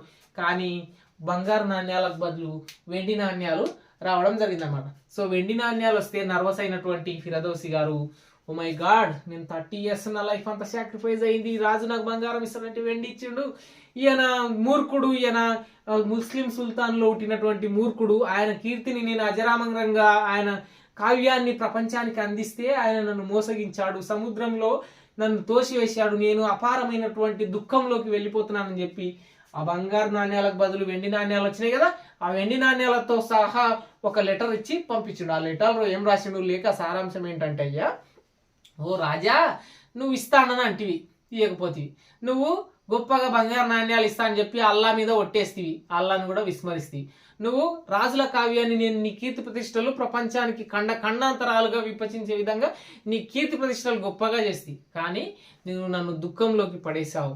సో నువ్వు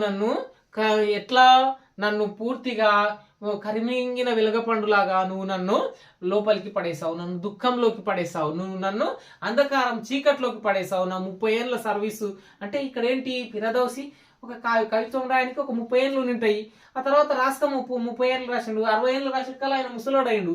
సో ఫిరదౌసి నర్వస్ అయ్యి ఆ కావ్యాన్ని ఆ నాణ్యాలతో పాటు ఒక లెటర్ని పంపితే ఇక కత్తి తీసుకున్నటువంటి గజనీ మహమ్మద్ దాన్ని చదివి కొన్ని చంపేనానని చెప్పి అంటే ఆ భటులలో ఒక వ్యక్తి ఫిరదౌసి వద్దకు వచ్చి, ఇట్లా నేను చంపుతారంట బాబు, నువ్వు పారిపో మరి ఏమంటని చెప్పి ఫిరదౌసి చెప్తే ఒక చిరునవ్వు నవ్వి, ఓహో రాజుకు కనీసం ఈయనకు డబ్బులు ఇవ్వడానికి కూడా లేదా, కవిత్వ రుణం తీర్చుకునేటటువంటి చేత కాదా, ఈయన కంప్లీట్గా అల్లా మీద ఒట్టేసి బంగారు నాణ్యాలు ఇస్తా అన్నాడు, అంత మోసం కదా అని చెప్పి మసీదు మీద ఒక పద్యం రాసిండు. ఏం రాసిండు, సముద్రంలో ఎప్పుడు ముత్యాలు ఉంటాయని చెప్పి నేను సముద్రంలో దిగానే, నాకు ముత్యాలు కాదు సముద్రంలోనే నేనే మునిగి చచ్చిపోతున్నా.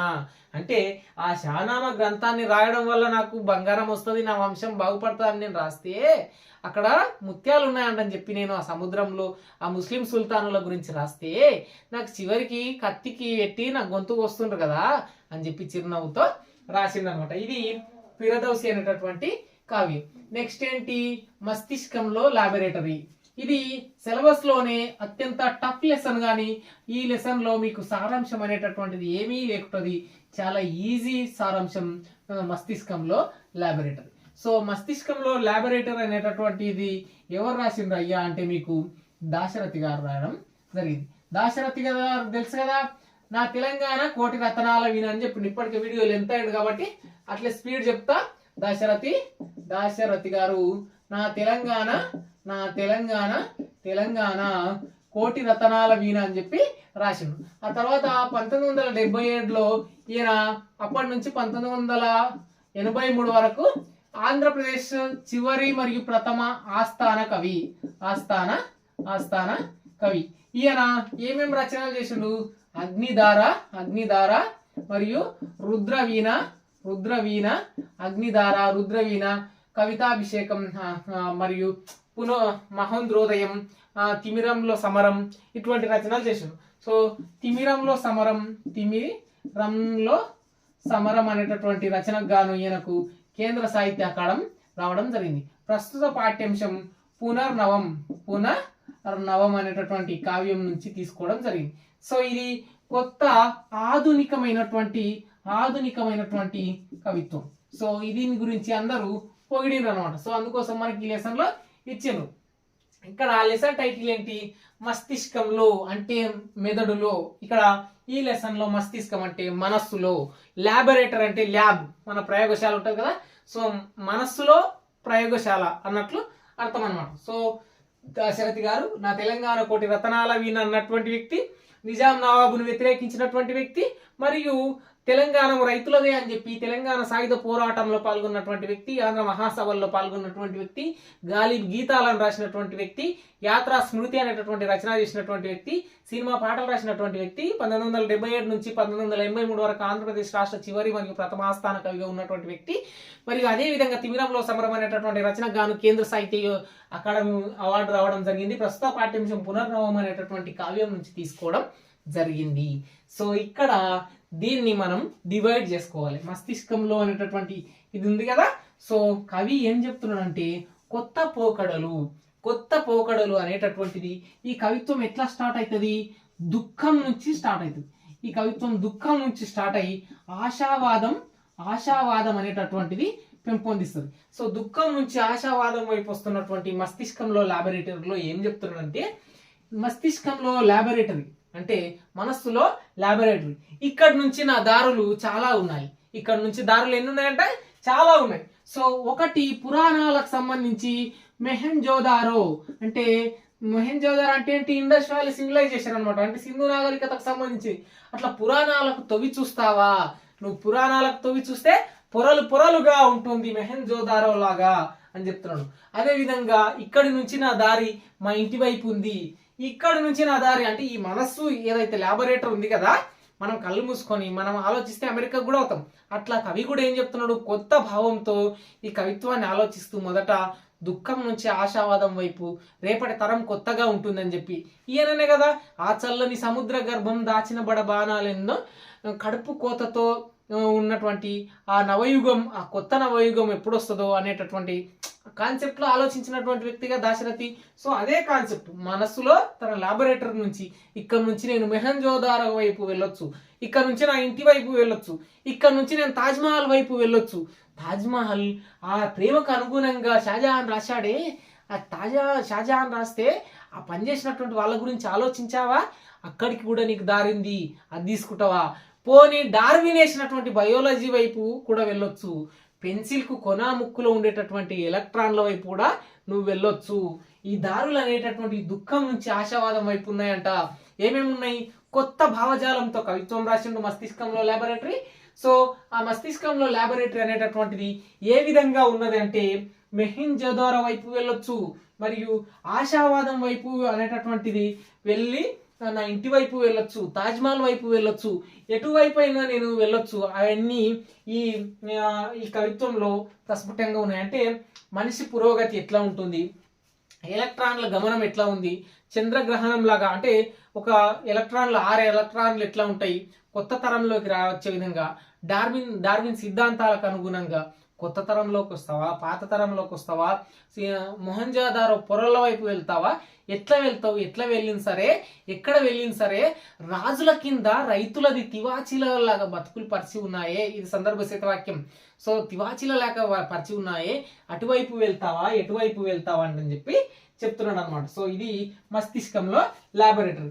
ఇక జమ్మి అనేటటువంటి కథ ఇది కూడా చాలా ఈజీ లెసన్. జమ్మి అనేటటువంటిది దసరా పండుగ నాడు మనం పెట్టుకుంటాం కదా. సో జమ్మికి సంబంధించి మీరు వ్యాస ప్రశ్న రాస్తే పాకాల యశోదారెడ్డి గారి గురించి కొంత రాయాలి. సో పాకాల యశోదారెడ్డి గురించి రాసి జమ్మి గురించి రాయాలి. సో దసరా పండుగ నాడు మీకు ఏమేమి గుర్తొస్తాయి? పాలపిట్టను చూడడము, జమ్మి పెట్టుకోవడం. ఇప్పుడు పాకాల యశోదారెడ్డి గురించి చూద్దాం. పాకాల యశోద యశోద రెడ్డి, పాకాల యశోద రెడ్డి గారు దీన్ని రాయడం జరిగింది.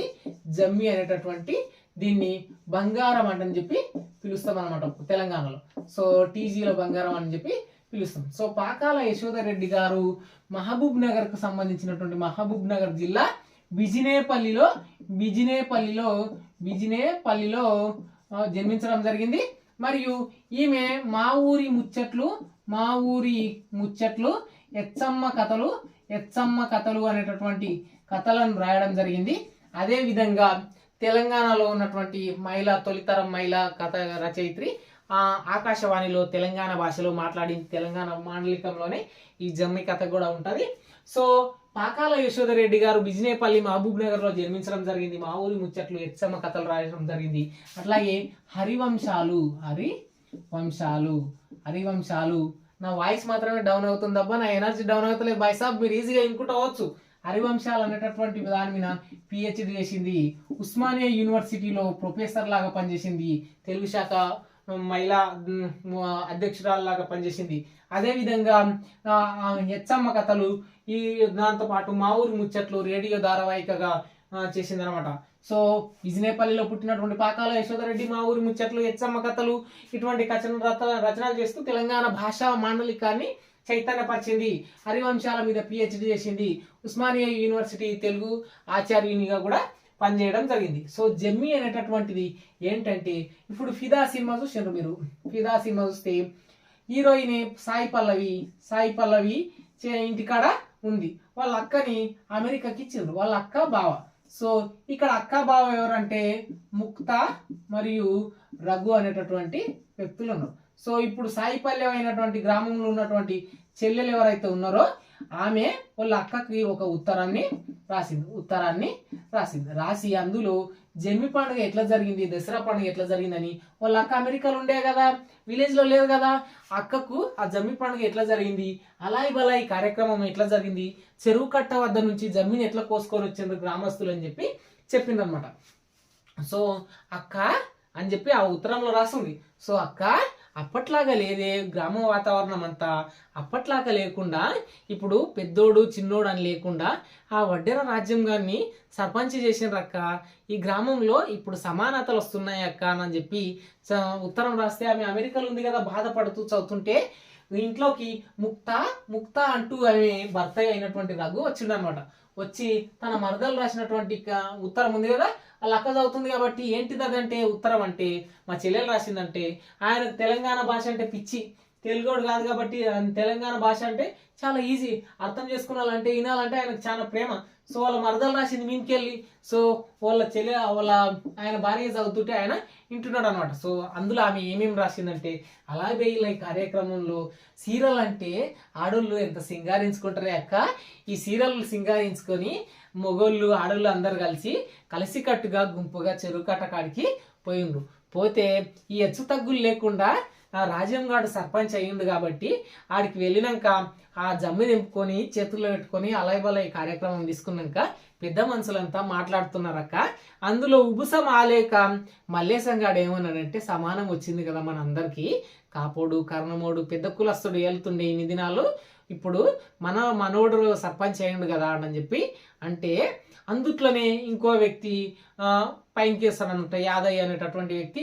అట్లేం లేకపోతే మనం ఇవన్నీ డబ్బులు ఉన్నదే రాజ్యం మనం నమ్మొద్దు అంటాడు. అందులో వెంకటేశం అనేటటువంటి ఒక వ్యక్తి, రామయ్య అనేటటువంటి వ్యక్తి, కర్ణం పంతులు అనేటటువంటి వ్యక్తి, మరియు కిష్టయ్య అనేటటువంటి వ్యక్తి, యేసుదాసు అనేటటువంటి వ్యక్తి, వీళ్ళందరూ ఒక్కొక్కరు ఒక్కొక్క రకంగా రాజకీయం గురించి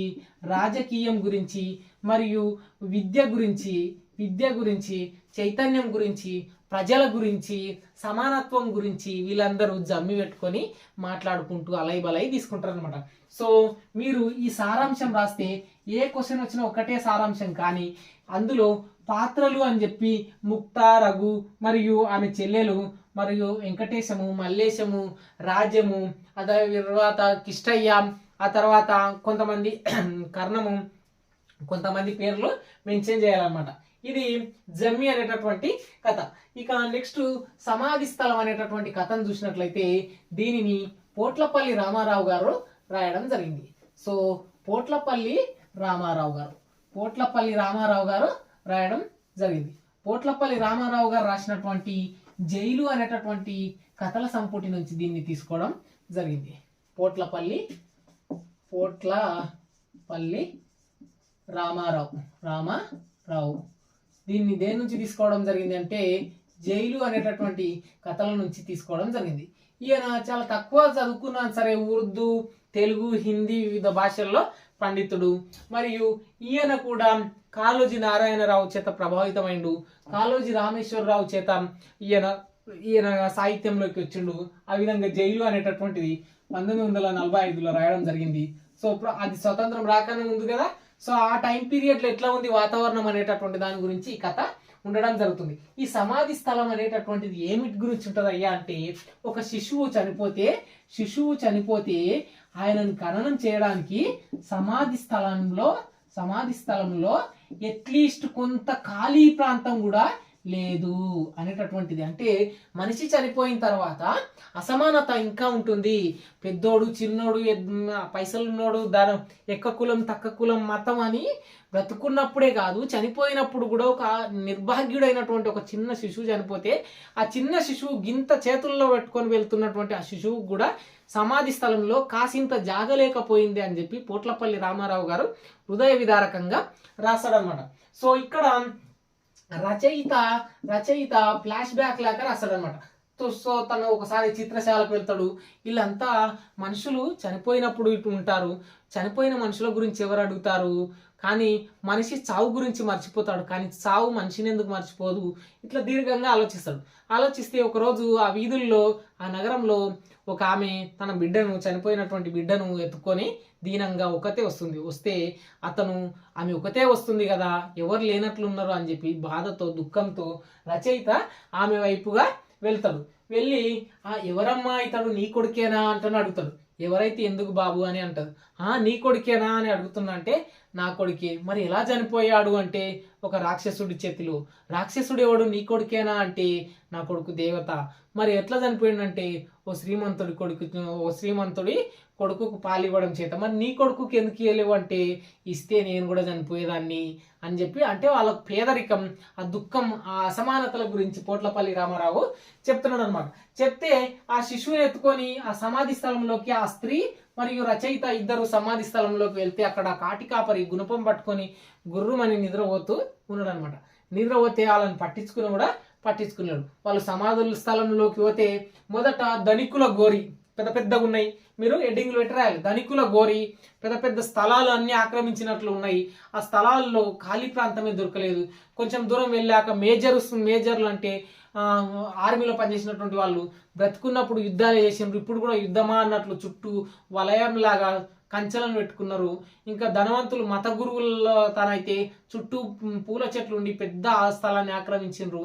బతుకున్నప్పుడు పూలే చల్లుకున్నాం, చనిపోయినప్పుడు కూడా పూలు మొత్తం నాదే అన్నట్లు ఆ మత గురువులు ఉంటున్నారు అని చెప్పి పోట్లపల్లి రామారావు గారు ధనికులయ్యి, మేజర్లయ్యి, మత గురువులయ్యి కొంతమందివి సమాధులు చూపించి కొన్ని అనాకమైనటువంటి సమాధుల వైపు ఆ శిశువుని ఎత్తుకొని వాళ్ళు వెళ్తే ఎక్కడ దవ్వితే ఏ ఎముకలు బయటపడతాయో, ఎవరు నిద్రిస్తున్నటువంటి వాళ్ళు, చనిపోయినప్పుడు నిద్రిస్తున్నటువంటి వాళ్ళు లాగా కీర్తిస్తాం కదా మనం, వాళ్ళు బయటికి వస్తారో, వాళ్ళ ఎముకలు చీల్చుకుపోతాయో అని చెప్పి ఒక చోట దొవితే కూడా వాళ్ళకు ఎముకలు అనేటటువంటివి బయటపడితే అక్కడ ఎక్కడ ప్లేస్ లేకపోతే ఆ గుణపాన్ని తెచ్చిచ్చినటువంటి కాటికాపరి కూడా ఏం పట్టించుకోకపోతే వాళ్ళు ఆ శిశువుని తీసుకొని బయటికి వెళ్తుంటే ఆ కాటికాపరి వచ్చి మీరు బయటికి తీసుకెళ్ళొద్దు, మీరు బయటికి తీసుకెళ్తానంటే చట్ట ప్రకారంగా నేరం అవుతుంది అని అంటే ఆ లోపల ప్రాంతం ప్లేసే లేదా చిన్నారి శిశువుకు నిర్భాగ్యుడైనటువంటి ఆ వ్యక్తిని పూడ్చడానికే ప్లేస్ లేకపోతే ఆ తల్లి ఎంత దుఃఖంతో తను శ్రీమంతుడు కొడుకుకు పాలివ్వడం చేత, తినడానికి తిండి లేకపోవడం చేత, పాలివ్వడం చేత తన బిడ్డ చనిపోయిండు కదా, ఆ బిడ్డకు మంచి స్వేచ్ఛ అయినటువంటి మంచి కనీసం ఖననం అంటే మంచిగా సమాధి అనేటటువంటిది కూడా దొరుకుతలేదు కదా, ఆయనను పూడ్చడానికి ప్లేస్ లేదు కదా అని చెప్పి ఒక నిర్జన ప్రాంతంకి వెళ్ళి ఆ చిన్నారి శిశువుని అక్కడ పూడ్చుతారనమాట. పూడ్చి బయటికి వెళ్తారు. సో మీరు అనుభవిస్తారు లేని అని కాటికాపరి ఎంత చెప్పినా వాళ్ళు వినకుండా వెళ్తారనమాట. చాలా హెవీగా అవుతుంది వీడియో, అయినా సరే మీరు ఒకటే వీడియోలో ఇవన్నీ అర్థమయ్యేటట్లు చివరి వరకు వినొచ్చు. మీరు ఈజీగా పాస్ అవుతారు. భయం ఎందుకు, దండన ఉండగా మీరు టెన్షన్ పడకండి. క్లియర్గా నేనేమేమి చెప్తున్నానో అదంతా నోట్ చేసుకోండి. నెక్స్ట్ మన తెలుగు వ్యాసం, దీన్ని కపిలవాయి లింగమూర్తి కపిలవాయి లింగమూర్తి గారు రాయడం జరిగింది. కపిలవాయి లింగమూర్తి గారు రాసినటువంటి ఇదొక వ్యాసం. సో ఈయన స్వర్ణకారుడు అంటే వృత్తిరీత్యా స్వర్ణకారుడు అంటే బంగారం పనిచేసేటటువంటి వ్యక్తి. ఈయన నాగర్ కర్నూలు జిల్లా జీనుకుంట మండలం, బల్మూరు మండలం జీనుకుంట గ్రామంలో జన్మించింది అనమాట. జీనుకుంటలో జన్మించడం జరిగింది. స్వర్ణకారుడు ఉపాధ్యాయుడిగా కూడా పనిచేయడం జరిగింది. ఈయన ఏమేం రాసిండంటే పాలమూరు జిల్లా దేవాలయాలు, పాలమూరు జిల్లా శాసనాలు, పాలమూరు జిల్లాకు సంబంధించినటువంటి కొన్ని ఉప్పునూతల కథ కొన్నిటిని రాసిండు అనమాట. సో కపిలవాయి లింగమూర్తి గారు నాగర్ కర్నూలు జిల్లా బల్మూరు మండలం జీనుకుంట గ్రామం, స్వర్ణకారుడు, వ్యాసం రాసిండు. ప్రస్తుత పాఠ్యాంశం ఆయన రాసినటువంటి వ్యాసం. అయితే ఈ కపిలవాయి లింగమూర్తి గారు ఒకరోజు హోటల్ టేబుల్ మీద కూర్చొని తినడానికి వెళ్ళిండు అనమాట. వెళ్తే చుట్టూ ఉన్నటువంటి వాళ్ళు ఏమంటుండ్రు, రైస్ అని అంటుండ్రు. అంటే కనీసం నా తెలుగు భాషకు బువ్వ తేండి అని చెప్పి కూడా అంటలేరే అని చెప్పి బాధపడుతూ ఈ వ్యాసాన్ని రాసిండు అనమాట. సో సింపుల్గా ఈయన ఏమేం చెప్తున్నాడు తెలుగు భాష గొప్పతనం గురించి చూద్దాం. తెలుగు భాష అనేటటువంటిది ఎట్లా ఏర్పడ్డది అనేటటువంటిది మొదట చూసినట్లయితే, భారతదేశం అనేటటువంటిది ఉంది కదయ్యా, ఈ భారతదేశంలో దక్షిణ ప్రాంతంలో తెలుగు ప్రజలు అనేటటువంటి వాళ్ళు ఉంటారనమాట. సో ఈ దక్షిణ భాషలను ద్రావిడ భాషలు అంటారు. ఉత్తర భాషలను సంస్కృత భాషలు అంటారు. సో ఈ ద్రావిడ భాషలు మొత్తం 21 భాషలు ఉన్నాయి. ఈ 21 భాషల్లో తెలుగు మాత్రమే అజంత భాష. అజంతము అంటేనంటే సౌష్ఠవాన్ని కలిగి ఉన్నటువంటిది. సో అంటే ఏంటి, ఇప్పుడు కీ ఉందనుకోండి, ఇందులో అల్లు మీద మళ్ళీ అచ్చు ఉండడం. కీ అంటే ఏంది, ప్లస్ రెండో ఈ కలిపితే వస్తారనమాట. ఇది హల్లు, ఇదేమో అచ్చు. అంటే రెండు పదాలు కలిసి ఉండేటటువంటి. తెలుగులో మాత్రమే మహాప్రాణాక్షరాలు ఉన్నాయి, తెలుగులో మాత్రమే పద్యం ఉంది. తమిళం వాళ్ళు అరవం అంటూ అరుస్తుంటారు కదా, తమిళ భాష కంటే తెలుగు భాషనే గొప్పది. తమిళ భాషలో కంటే తెలుగు భాషలోనే అక్షరాలు ఎక్కువ ఉన్నాయి. 56 అక్షరాల వర్ణమాల అనేటటువంటి తెలుగు భాషలో ఉన్నది. పూర్తి అజంత భాష ద్రావిడ భాషకు సంబంధించినటువంటిది. 21 భాషల్లో తెలుగు భాషనే పెద్దది. పద్యం అనేటటువంటిది తెలుగు భాషలో మాత్రమే ఉన్నది. మరియు ఈ సంస్కృత జన్య భాషలకు సంబంధించినటువంటి కొన్ని పదాలు తెలుగు భాషకు అనుకూలంగా ఉంటాయి. తెలుగు భాషని నన్నయ్య గారు ఫస్ట్ తెనుగు అంటానని పిలవడం జరిగింది. తెనుగు అని చెప్పి పిలవడం జరిగింది. అంటే 10 ప్లస్ అగున్ అంటే ఇక్కడ 10 అంటే ఏంటి అయ్యా అంటే దక్షిణము అని అర్థం. అంటే భారతదేశానికి దక్షిణం వైపు ఉన్నటువంటి భాష. ఇప్పుడు తెలుగు భాషని ఒక్కొక్కరు ఏమేమన్నారు, పరవస్తు చిన్నయ్య సూరి ఏమంటున్నారు అంటే అచ్చంబైన భాష. అచ్చంబైన భాష అంటే ఏంటంటే స్వచ్ఛమైనటువంటి భాష. ఇక మొల్లగారు ఏమంటున్నారు, మొల్లగారు తేనె పలుకుల భాష అంటని చెప్పి అన్నారు. ఇక బ్రహ్మెర పోతన గారు ఏదైతే ప్రాసలను ఉపయోగించండు. అట్లాగే భట్టుమూర్తి గారు శ్లేషలను ఉపయోగించి రచనలు చేయడం జరిగింది అనమాట. సో తెలుగు భాష గొప్పతనం గురించి డాక్టర్ కపిలవాయి లింగమూర్తి గారు ఈ విధంగా వర్ణిస్తున్నాడు. తెలుగు ద్రావిడ జన్య భాష, మొత్తం 21 భాషలు ఉన్నాయి. అందులో తెలుగు మాత్రమే అజంత భాష, తెలుగులో మాత్రమే పద్యం ఉంది, తెలుగులో మాత్రమే మహాప్రాణాక్షరాలు ఉన్నాయి. ఇది తెనుగు అనేటటువంటి, తెన్ అంటే దక్షిణం అనేటటువంటిది. సో ఇందులో పరవస్తు చిన్నయ్య సూర్య అచ్చం అని చెప్పారు, మొల్లగారు తేనె పలుకుల భాష అని చెప్పారు, మమ్మెర పోతన గారు ప్రాసలను ఉపయోగించారు, భట్టుమూర్తి గారు శ్లేషలను ఉపయోగించారని చెప్పి ఇప్పుడు ఏదైతే శ్రీకృష్ణ దేవరాయలను తీసుకొని ఆయన ఏం చెప్పిండు తెలుగునంటే దేశ భాషలందు తెలుగు లెస్స అని చెప్పిండు. శ్రీకృష్ణ దేవరాయల మత భాష, దేవరాయల యొక్క వంశ భాష ఏంటంటే ఆయన తులు వంశం, ఆయనది తులువ వంశం కాబట్టి ఆయన భాష కూడా తులు భాష, కానీ ఆయన తెలుగునే ప్రేమించిండు. దేశ భాషలందు తెలుగు భాష గొప్పది అని చెప్పిండు. వేదాల పఠనాల్లో కూడా తెలుగే గొప్పది. త్యాగరాజు యొక్క కీర్తనల్లో కూడా తెలుగే గొప్పది. మరియు పద్యాల్లో త్యాగరాజు కీర్తనల్లో సంగీతంలో కూడా తెలుగే గొప్పది. అని చెప్పి కపిలవాయి లింగమూర్తి గారు మన తెలుగు అని చెప్పి తెలుగు భాష గొప్పతనాన్ని చెప్పిండనమాట. సో మొత్తం ఈ 9 లెసన్లు ఒకసారి చూడండి. కుమారాస్త్ర విద్యా ప్రదర్శనంలో కౌరవ పాండవుల యొక్క కుమారాల యొక్క విద్యా ప్రదర్శన ఉంటుంది. తెలుగు జొమ్మయ్య కథలో మీకు జొమ్మయ్య యొక్క కీర్తి ప్రతిష్టలు, శివానంద యోగి శిష్యుడు వద్ద శాపానికి గురైనటువంటి గంధర్వుల యొక్క శాప విమోచన ఉంటుంది. హంసకాక వృత్తాంతంలో కర్ణుడికి శల్యుడు ప్రబోధం చేస్తూ కాకి నీలాగా ప్రబల్భాలు పలిగింది, నువ్వు అర్జునుని వద్దకు వెళ్తున్నావు అన్నట్ల హంసకాకి వృత్తాంతం ఉంటుంది. దేశభక్తిలో గురజాడ అప్పారావు గారు దేశభక్తి గురించి గురజాడ రచనల నుంచి తీసుకొని దేశం అంటే మట్టి కాదు, ఈ దేశం అంటే మనుషులు, కత్తి వైరం కాల్చబోయి, నువ్వు ఈర్ష్య ద్వేషాలు పెంచుకోకోయి, దేశాన్ని గౌరవించోయి, కీర్తించోయి అని చెప్పి చెప్తాడు. ఇక ఫిరదౌసి అనేటటువంటి పారసిక కవి, ఇదొక పేరు. ఫిరదౌసి అనేటటువంటి పారసిక కవి ముస్లిం సుల్తానులైనటువంటి గజనీ మహమ్మద్ యొక్క వంశ చరిత్రను రాస్తే ఒక్కొక్క పద్యానికి ఒక్కొక్క బంగారు నాణ్యం ఇస్తుంటే ఆయన మోసం చేసి ఎండి నాణ్యాలు ఇస్తే ఆయన ఒక లెటర్ రాసితే ఆయన చంపడానికి వస్తే ఆయన మసీద్ మీద సముద్రం అనుకున్న నేను అని చెప్పి ఆయన దుఃఖంతో ఒక పద్యం రాస్తాడు. మస్తిష్కంలో ల్యాబొరేటరీ ఏంటంటే మనస్సులో ఒక ల్యాబొరేటరీ లాగా ఈ దారి నుంచి నువ్వు ఎటు వెళ్తావు, మొహంజోదారో వెళ్తావా, ఇంటికి వెళ్తావా, ఏదైతే తాజ్మహల్ వైపు వెళ్తావా, రాజుల చరిత్రలు ఎట్లా ఉన్నాయి, రైతుల చరిత్రలు ఎట్లా ఉన్నాయి, అప్పట్లో జరిగినటువంటి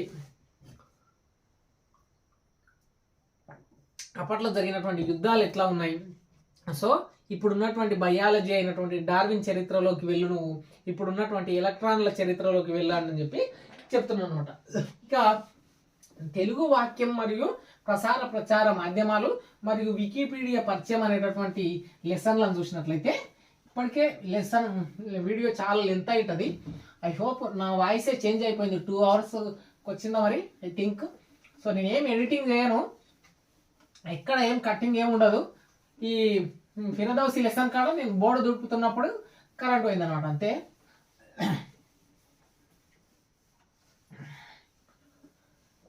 నెక్స్ట్ ఏంటి, తెలుగు వాక్యం అనేటటువంటిది తెలుగు భాషకు సంబంధించినటువంటి తెలుగు వాక్యం. అయితే ఇక్కడ ఏంటి, మన పదాలు ఉన్నాయి కదా, అక్షరాలు ఉన్నాయి కదా, అక్షరాలతో ఏం ఏర్పడతాయి, పదాలు ఏర్పడతాయి. ఈ పదాలతో ఏం ఏర్పడతాయి, వాక్యాలు ఏర్పడతాయి. ఈ వాక్యాలతో ఏం ఏర్పడతాయి, మహావాక్యాలు ఏర్పడతాయి. ఈ మహావాక్యాలు మహాకావ్యాలతో అంటే ప్యాసేజ్లతో గ్రంథాలు అనేటటువంటివి ఏర్పడతాయి. ఇప్పుడు వాక్యం అనేటటువంటిది ఏంటయ్యా ఇంగ్లీష్లో అంటే సెంటెన్స్. మీరు ఎగ్జామ్లో కూడా ఇట్లనే రాయాలి, సెంటెన్స్. షార్ట్ క్వశ్చన్లో రావచ్చు, లాంగ్ క్వశ్చన్లో రావచ్చు, సెంటెన్స్ అని చెప్పి పిలుస్తాం. ఈ సెంటెన్స్ అనేటటువంటిది ఏంటి అంటే తెలుగులో వచ్ అనేటటువంటి దాని నుంచి వచ్చింది. వచ్ అంటే వచింపబడేది, అంటే పలుకబడేది అనేటటువంటి వచ్ అనేటటువంటి ధాతువు నుంచి వాక్యం అనేటటువంటిది ఏర్పడడం జరిగింది. ఈ వాక్యంలో చెప్పబడింది, చెప్తున్నది అనేటట్లుగా కర్త, కర్మ, క్రియ అనేటటువంటివి ఉండడం జరుగుతుంది. సో కర్త అంటే ఏంటి, పని చేసేవాడు. కర్మ అంటే ఏంటి, పని. ఇక్కడ క్రియ అంటే ఏంటి, జరుగుతున్నది. సో సెంటెన్స్ అయినటువంటి తెలుగు వాక్యానికి సంబంధించి వచ్ నుంచి ధాతువు నుంచి రావడం జరిగింది. మరియు ఇది కర్త కర్మ క్రియగా ఉండడం జరుగుతుంది. ఇందులో సామాన్య వాక్యాలు,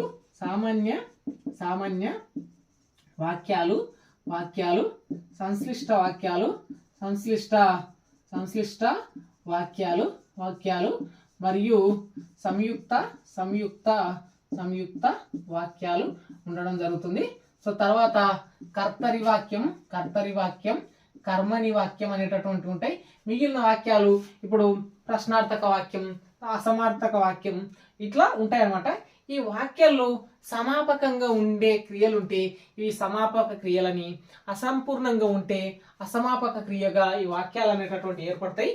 ఇప్పుడు ఏదైనా పని నిర్దిష్టంగా జరిగిందనుకో, దండు వెంకటరాములు 1.5 గంట క్లాస్ చెప్పిండు, ఇబ్బంది లేదు. సో ఇది సామాన్య వాక్యం.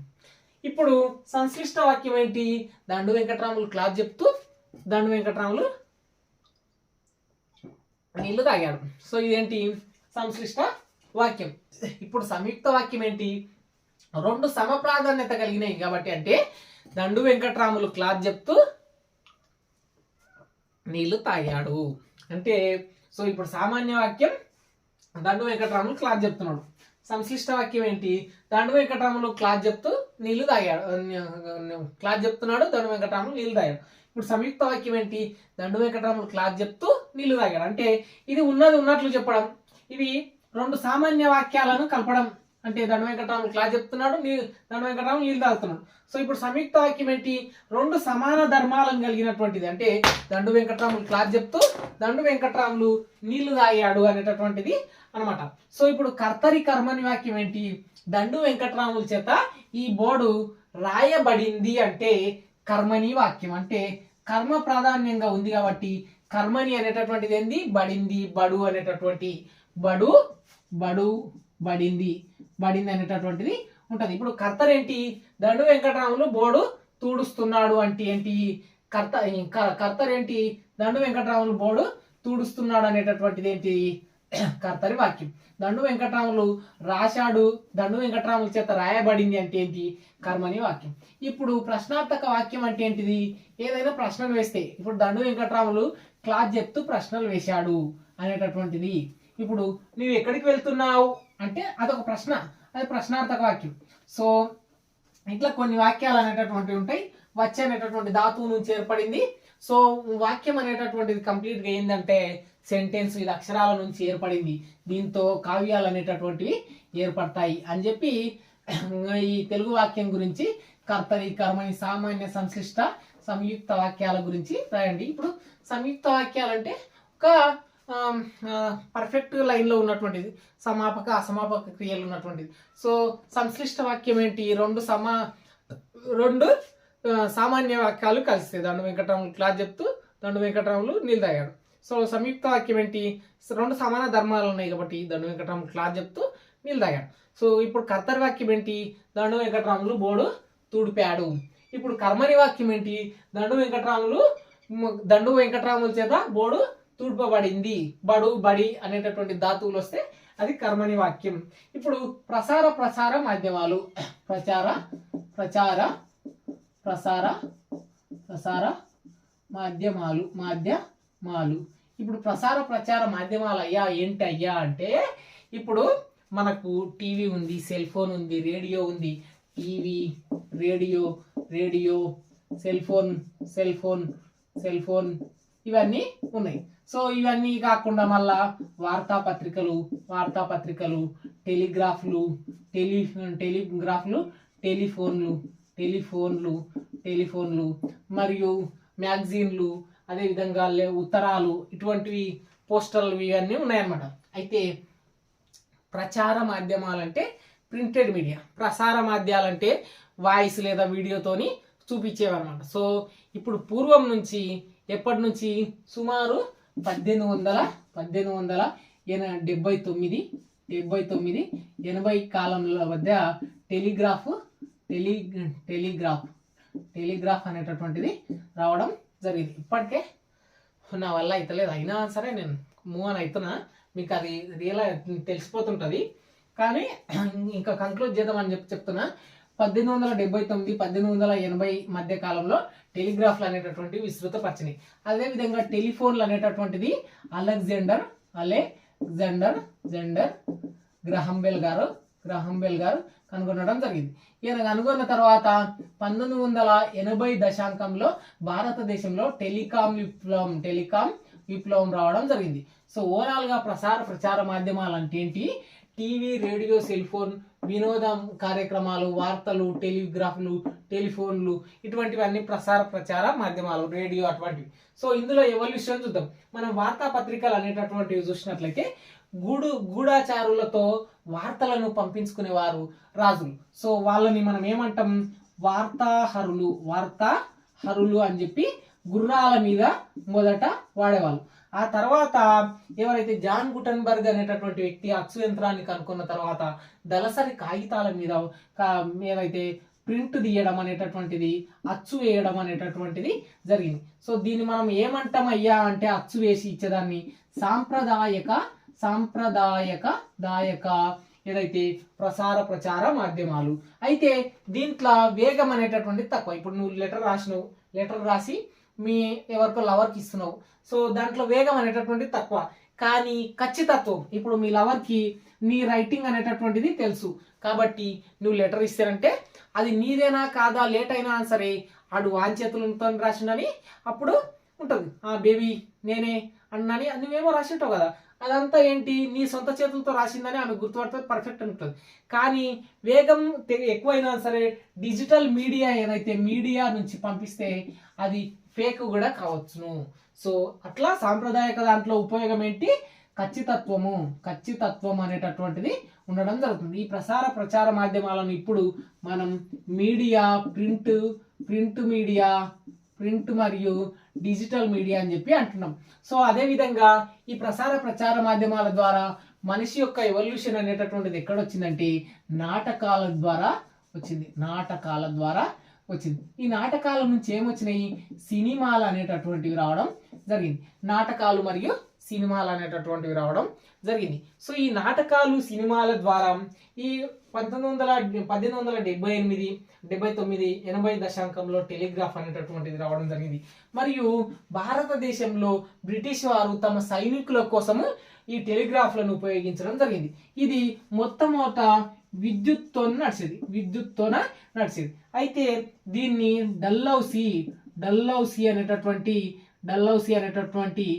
ఎవరైతే బ్రిటిష్ అధికారి విస్తృత పరిచయం. ఈ టెలిఫోన్ ఎక్కడి నుంచి వచ్చింది, అలెగ్జాండర్ గ్రాహం బెల్ అనుకున్నాడు.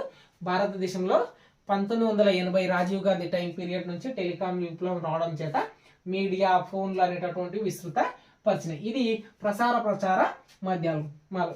ఇక వికీపీడియా పరిచయం వినియోగ విధానాలు. ఇది కొత్త సిలబస్ కావడం చేత టకా చదువుకున్నట్లా చెప్పుకుంటూ పోతున్నా. కానీ ఎన్ని ఉన్నాయి, 3, 6, 9, 12 లెసన్లు ఉన్నాయి. ఒక్కొక్క దానికి 10 నిమిషాలు ఇచ్చినా సరే ఎంత టైం పడుతుంది చూడండి. సో అట్లా చాలా ఎక్కువ టైం పడుతుంది. అందులోనూ కుమారాస్త్ర విద్యా ప్రదర్శనం నుంచి ఎన్ని మార్కులు వస్తాయి అంటే మీకు 35 మార్కులు వస్తాయి. సో అందుకోసం ఆ లెసన్ ఎక్కువసేపు చెప్పడం జరిగింది. వికీపీడియా అనేటటువంటిది ఇంటర్నెట్కి సంబంధించినటువంటి అంతర్జాలం. సో వినియోగ విధానాలు ఇవన్నీ చూద్దాం. ఈ అంతర్జాలం అనేటటువంటిది ఏంటి, నువ్వు ఫ్రీగా వెబ్ సెర్చ్ అనేటటువంటి MySQL అనేటటువంటి దాంట్లో డేటాబేస్ అనేటటువంటిది ఉండడం జరుగుతుంది. MySQL అనేటటువంటి దాంట్లో డేటాబేస్ అనేటటువంటిది ఇది ఫ్రీ జనరల్ పబ్లిక్ గా రిజిస్టర్ అనేటటువంటిది కావడం జరిగింది. సో వికీపీడియా అనేటటువంటిది ఒక అంతర్జాలం. ఇది ఒక విజ్ఞాన సర్వస్వం.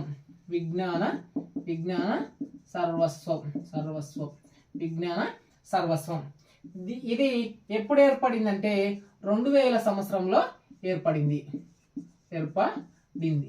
దీన్ని జిమ్మీ వెల్ మరియు లారీ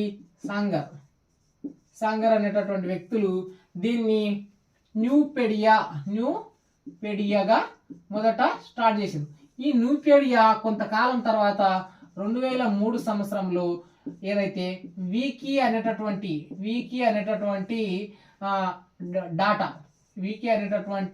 వెబ్ డాటాను తీసుకొని ఇదేమైంది వికీపీడియా. ఇక్కడ పెడియా అంటే ఎన్సైక్లోపెడియా అనేటటువంటి పదం నుంచి రావడం జరిగింది. ఈ పెడియా అంటే అర్థం ఏంటంటే విజ్ఞాన సర్వస్వం అని చెప్పి అర్థం అనమాట. సో ఇప్పుడు ఏ దాని యొక్క విజ్ఞాన సర్వస్వం, వీకీకి సంబంధించినటువంటి విజ్ఞాన సర్వస్వం. దీంట్లో సుమారు 253 భాషలు ఉన్నాయి. 253 భాషలు అంటే సుమారుగా 300 వరకు భాషలు ఉన్నాయి. సో ఈ 300 వరకు ఉన్నటువంటి భాషల్లో అనేకమైనటువంటి భాషల్లోకి వికీపీడియా అనేటటువంటిది అంతర్జాలంగా విజ్ఞాన సర్వస్వంగా వచ్చింది. ఆ విధంగా 2003 సంవత్సరంలో మన తెలుగు దానికి కూడా వచ్చిందనమాట. సో ఈ తెలుగుకు సంబంధించినటువంటి ఒక ప్రొఫెసర్ అనేటటువంటి నాగార్జున అనేటటువంటి